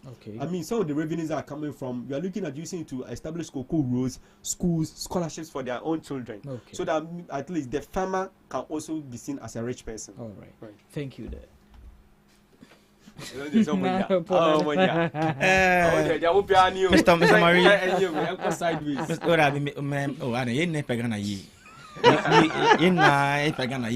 Mr. Marie, Pony baby. Me bacho meti. And I say upon 10 o'clock, I want 9:54. Oh, I be say okasa. Oh, look at her time on. You say my fan for them posa. Come okasa na 42. Then 9:42. Look at her time ni ye pa. Sitting there 9:42 no okasa. Her time ni ye pa. The woman say Coco, I idea politics no. Yeah. I feel na you face the reality. Yeah, the Coco ya politics our can see. Not very bad. And I do idea politics no. You couldn't cross one of them now. I'm saying I feel say my minimum no. Or man goes school, so money didn't you. You couldn't cross why. Me mammy coni.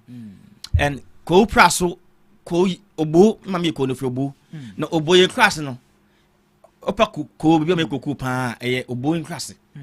Nti ban cocoa am picture be ha me sanam cocoa beans more. Me dem say e dia grow room. What I say me dem say no e dia grow room. Enunum hata koku na ye fan se ye ma menom ne apa no mo koku nkrase no so man ko so se den one aban onim pa se atofosen na ade anam se kana fonto ba mama se dollar de ekostro Mr. Marie onim me bwana na onim pa se ade na ndc for the say kana for vote mama se dollar ekostro ama ntama wo chaba man nim na okọ shebo se oba be 6,000 no na okọ na bona na kwashe no na onim pa se dollar no ba ba ho djuma am eswate na at first better chemse no man because am press conference no Erikopoku said them say Erikopoku say Erikopoku ne at first mo na ade na no na ka ho bi what first is here na onsunum say oba dollar no ba ho djuma na onim na onim sa na I na couldn't touch him the NDC lied their way to power and the face reality no. Okay. So I started cocoa farmers. Me show mudin. What I say, me show mudin because all can we account dollar no. Yeah. Dollar is what? Fine. Cocoa no e buy no. What you want to eat amano. By me wakoto fish it. Dollar now so what no fish it and can fish it no. Cement boys so costly. Cocoa farmers also obesi dime. Sure. Cement boys on to you. You see a bro swati kokode swati nene swati by okoto ofase se onu kwani no wa ye ifo na wie koko na wie wa beton wa carry aton wie na ebi aska onya no koto banku 10 cedis na dokun 10 cedis a dokun koto no eso entie dan se ne ba behind that kan ha see na eso oba ne ba man behind that kan ha eso entie. What I said, near Marty, Okase, dollar swati no, and then effect you say, you said dollar sotia. The dollar sotia, it could go on my home. Cocoa farmers, no, it's dollar sotia home. Anything and Namu keep on at. I mean, keeping me can say. Question, me keeping this. Okay. Remember, I said the year 2020 to 2023 was the year of protest, and you're gonna pay the whole world. Worldwide. The year of protest, worldwide. And to say, BBC, fire you too. And I'm just the campaign. It's young. Meanwhile, now also sell bad dollar no obey mouth. Senaka only said dollar no bar. The beach now, one bijna. And not ocean bonds, not for FOB and Cocoa farmers no crash no. One can jump say FOB na radio. That one can sign. Na Banastan and Nadia. Me say, besides the time and Africa for 2 cocoa.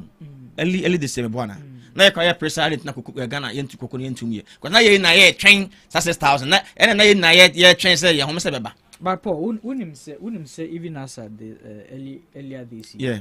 Now omo dying car from other countries because near the omo car with some cocoa. Yeah, the cocoa abayin bobisian for cocoa so be fumigations na puni na ade. And there ye jitum. Ana Oh yeah. Say aden say bibia koso cocoa boda. Na me am jina haim. Bibia koso cocoa boda me am jina haim na busame. Na on take you over no. Bibia koso ho no ma. They should take the people omo medi bono on. Say on for skabia koso ho no ma dia akobone ya. Me am help some media. Me am some cocoa board penifone wo no. You question them. Say bibia koso bono nko ade question them ho. Say bia fenche me so a ye njam no mo nante. All right. Hono de nyam asem. Ma me how na say mo ko din tro. Eche cocoa ka phone. And hono de me how no. Onim say dollar no ba ba ye ho djuma. To ba ba ye ho djuma, ma mo tell say dollar no ba. Oba djuma swate. Eso etetanse cotton cocoa no so a. Born baba from ama ntumu no endu sabon okay fasato mutrim but na unyamu vote ntino yan kan de beton waso be yamu de enne me hwe video bo TikTok man bi na wase at force obase equity account on account man na 128 no hwe every year be beto man de bia say omton kokko bia no ton kokko bia 128 no sika no beto man no fa no chance 128 enya ne hwe en so bi bia ma no because bi kan bia ne mba e wa kra is a hostel suite kwa yetum. And the university hostel speech here too. And then I create scholarships among hostel speech here too. Okay. What I say hostel speech here too. About hostels. About hostel kawa. Making neba. Eti akra ase ya. About banku. Say man start here. Oh that bacho mi akra o. Unya sen. Mi ya Andrew Ghana. Say e bu boss party o. Be so ana say dam sum kokko no say ye mo say betum. E baya na mo de 128 na to ma no. Na koko no titini na awia abiti kebe am niwe mfa so buan koko fo yakobakope okay otisu na awia oni bo bebu fra no so eso a eso sa twen be de ho no okay sa fa so 128 na mo de kan sak na man no and na me kan be so snifi na kota cement na we finish it na dia because o mate because that is cement the cement difference na 90 Ghana say saying cement difference na cement 90 Ghana say cement saying na 90 Ghana na saying just meant the same. That's meant 90 Ghana. Mobile beto cement 30 Ghana. And I yakon 90 Ghana. Hey, ko mu ja cement 90 Ghana. December 90 Ghana. 7 December 90 Ghana. 90 Ghana. This is 90 Ghana no. We finish it at we finish it at ya tu finish it. Ma dia maka to say iron rod. And na ya mateso. Okay. And the min tran say iron rod there mateso. But we finish it cement ya tu. Okay. Koko for manzo be sidan. Nese obeda not dynamic class one ma da bi. That be a also koko no ye no bompa say that be baby. Yan kind of credit share equiafo no. Ka ko ye no offer nana ibia ejapia. Pacho mi din the right and yabi. Ko ran be mo de kai ko eno makonya nkita hode da. Okay. So be kaya ran be okwa kunya. Afa ko yan fi aka ha na umma peni ye bi na mokasa na randa be umma peni ye just see you no keka na otumi so akonya ehye ka mu de tutu kwan ehun se ka mu de na oswaye who evidence na no oswaye na me fan say akonya no oswaye na na do you evidence our and me say me busa akonya no oswaye na akonya ye fan say ye mras o de da bi o ma pacho nisi wrap up ntino endifo koko farmers no o mo di troatrom ke sie dollar mam fa ko dollar no ko dan dollar no o mo ni dollar no mba amba ho djuma ko ka Ghana for say dollar kosro enti mo tun say BP na dollar no mba na mente so o ka Ghana for say anti enne fa e dollar enti na ma me fa say dollar no ko o she bono na onim say dollar no ba bete so ka say dollar no ba dollar no mete so ejapia ejako ni mo dollar mba bete so enti mba me ba kokon so bon be ba form na mo fa sha so mtrim okay na o ka say me ba 6,000 now buy you catch $10 aswat ntino dollar swat ba kokko kwani no the contest this no to eme no dollar swat ekwani no to contest this fried rice e man ba on tandi fried rice but they ka say on be fried rice no to ya atum dollar swat ekwani no say oba kuma akante na maria oba ko no waso fide on efu mo no anta kante na say akante na na pese me wie nde ma to me koku alright 128 no So they become now ya kan teba akon aba fi abeho as now put my yan on the no mission ndini o say MP time na MP time you too me course mo say ya nya ade nti ya nya ade na ya nya ade no ono tama ya ba ya nya ade oh am say na won chia honorable oh da be mention honorable kende ya nya ade if free 127 call 13 this is the my rap up Coco for best them Coco for best them Coco for NDC for abdadam se ano kan crash wa wa busa ho osuani me be obi am so be kun be srew obi ant mi kun threat never no bi ant osuani obi ant mi kun cause na your videos ekuafo ti si ano Coco no ya to mama but moko marketer nyam biam kodi no the talent here pepper so yes yet so ba ko joma e different e be sre mo na make me na man no sisi na onabo kere Japan onabo akompe ko kere Japan wo Obidia house ya find some can Obidia house because wo no e banemra dimra so bia wo bia no chiao na machia amasa constituency for company for nyina e free former MP so chairman secretary organizer youth organizer na adade me che bia na machia me am nyaa DJQ esene na woda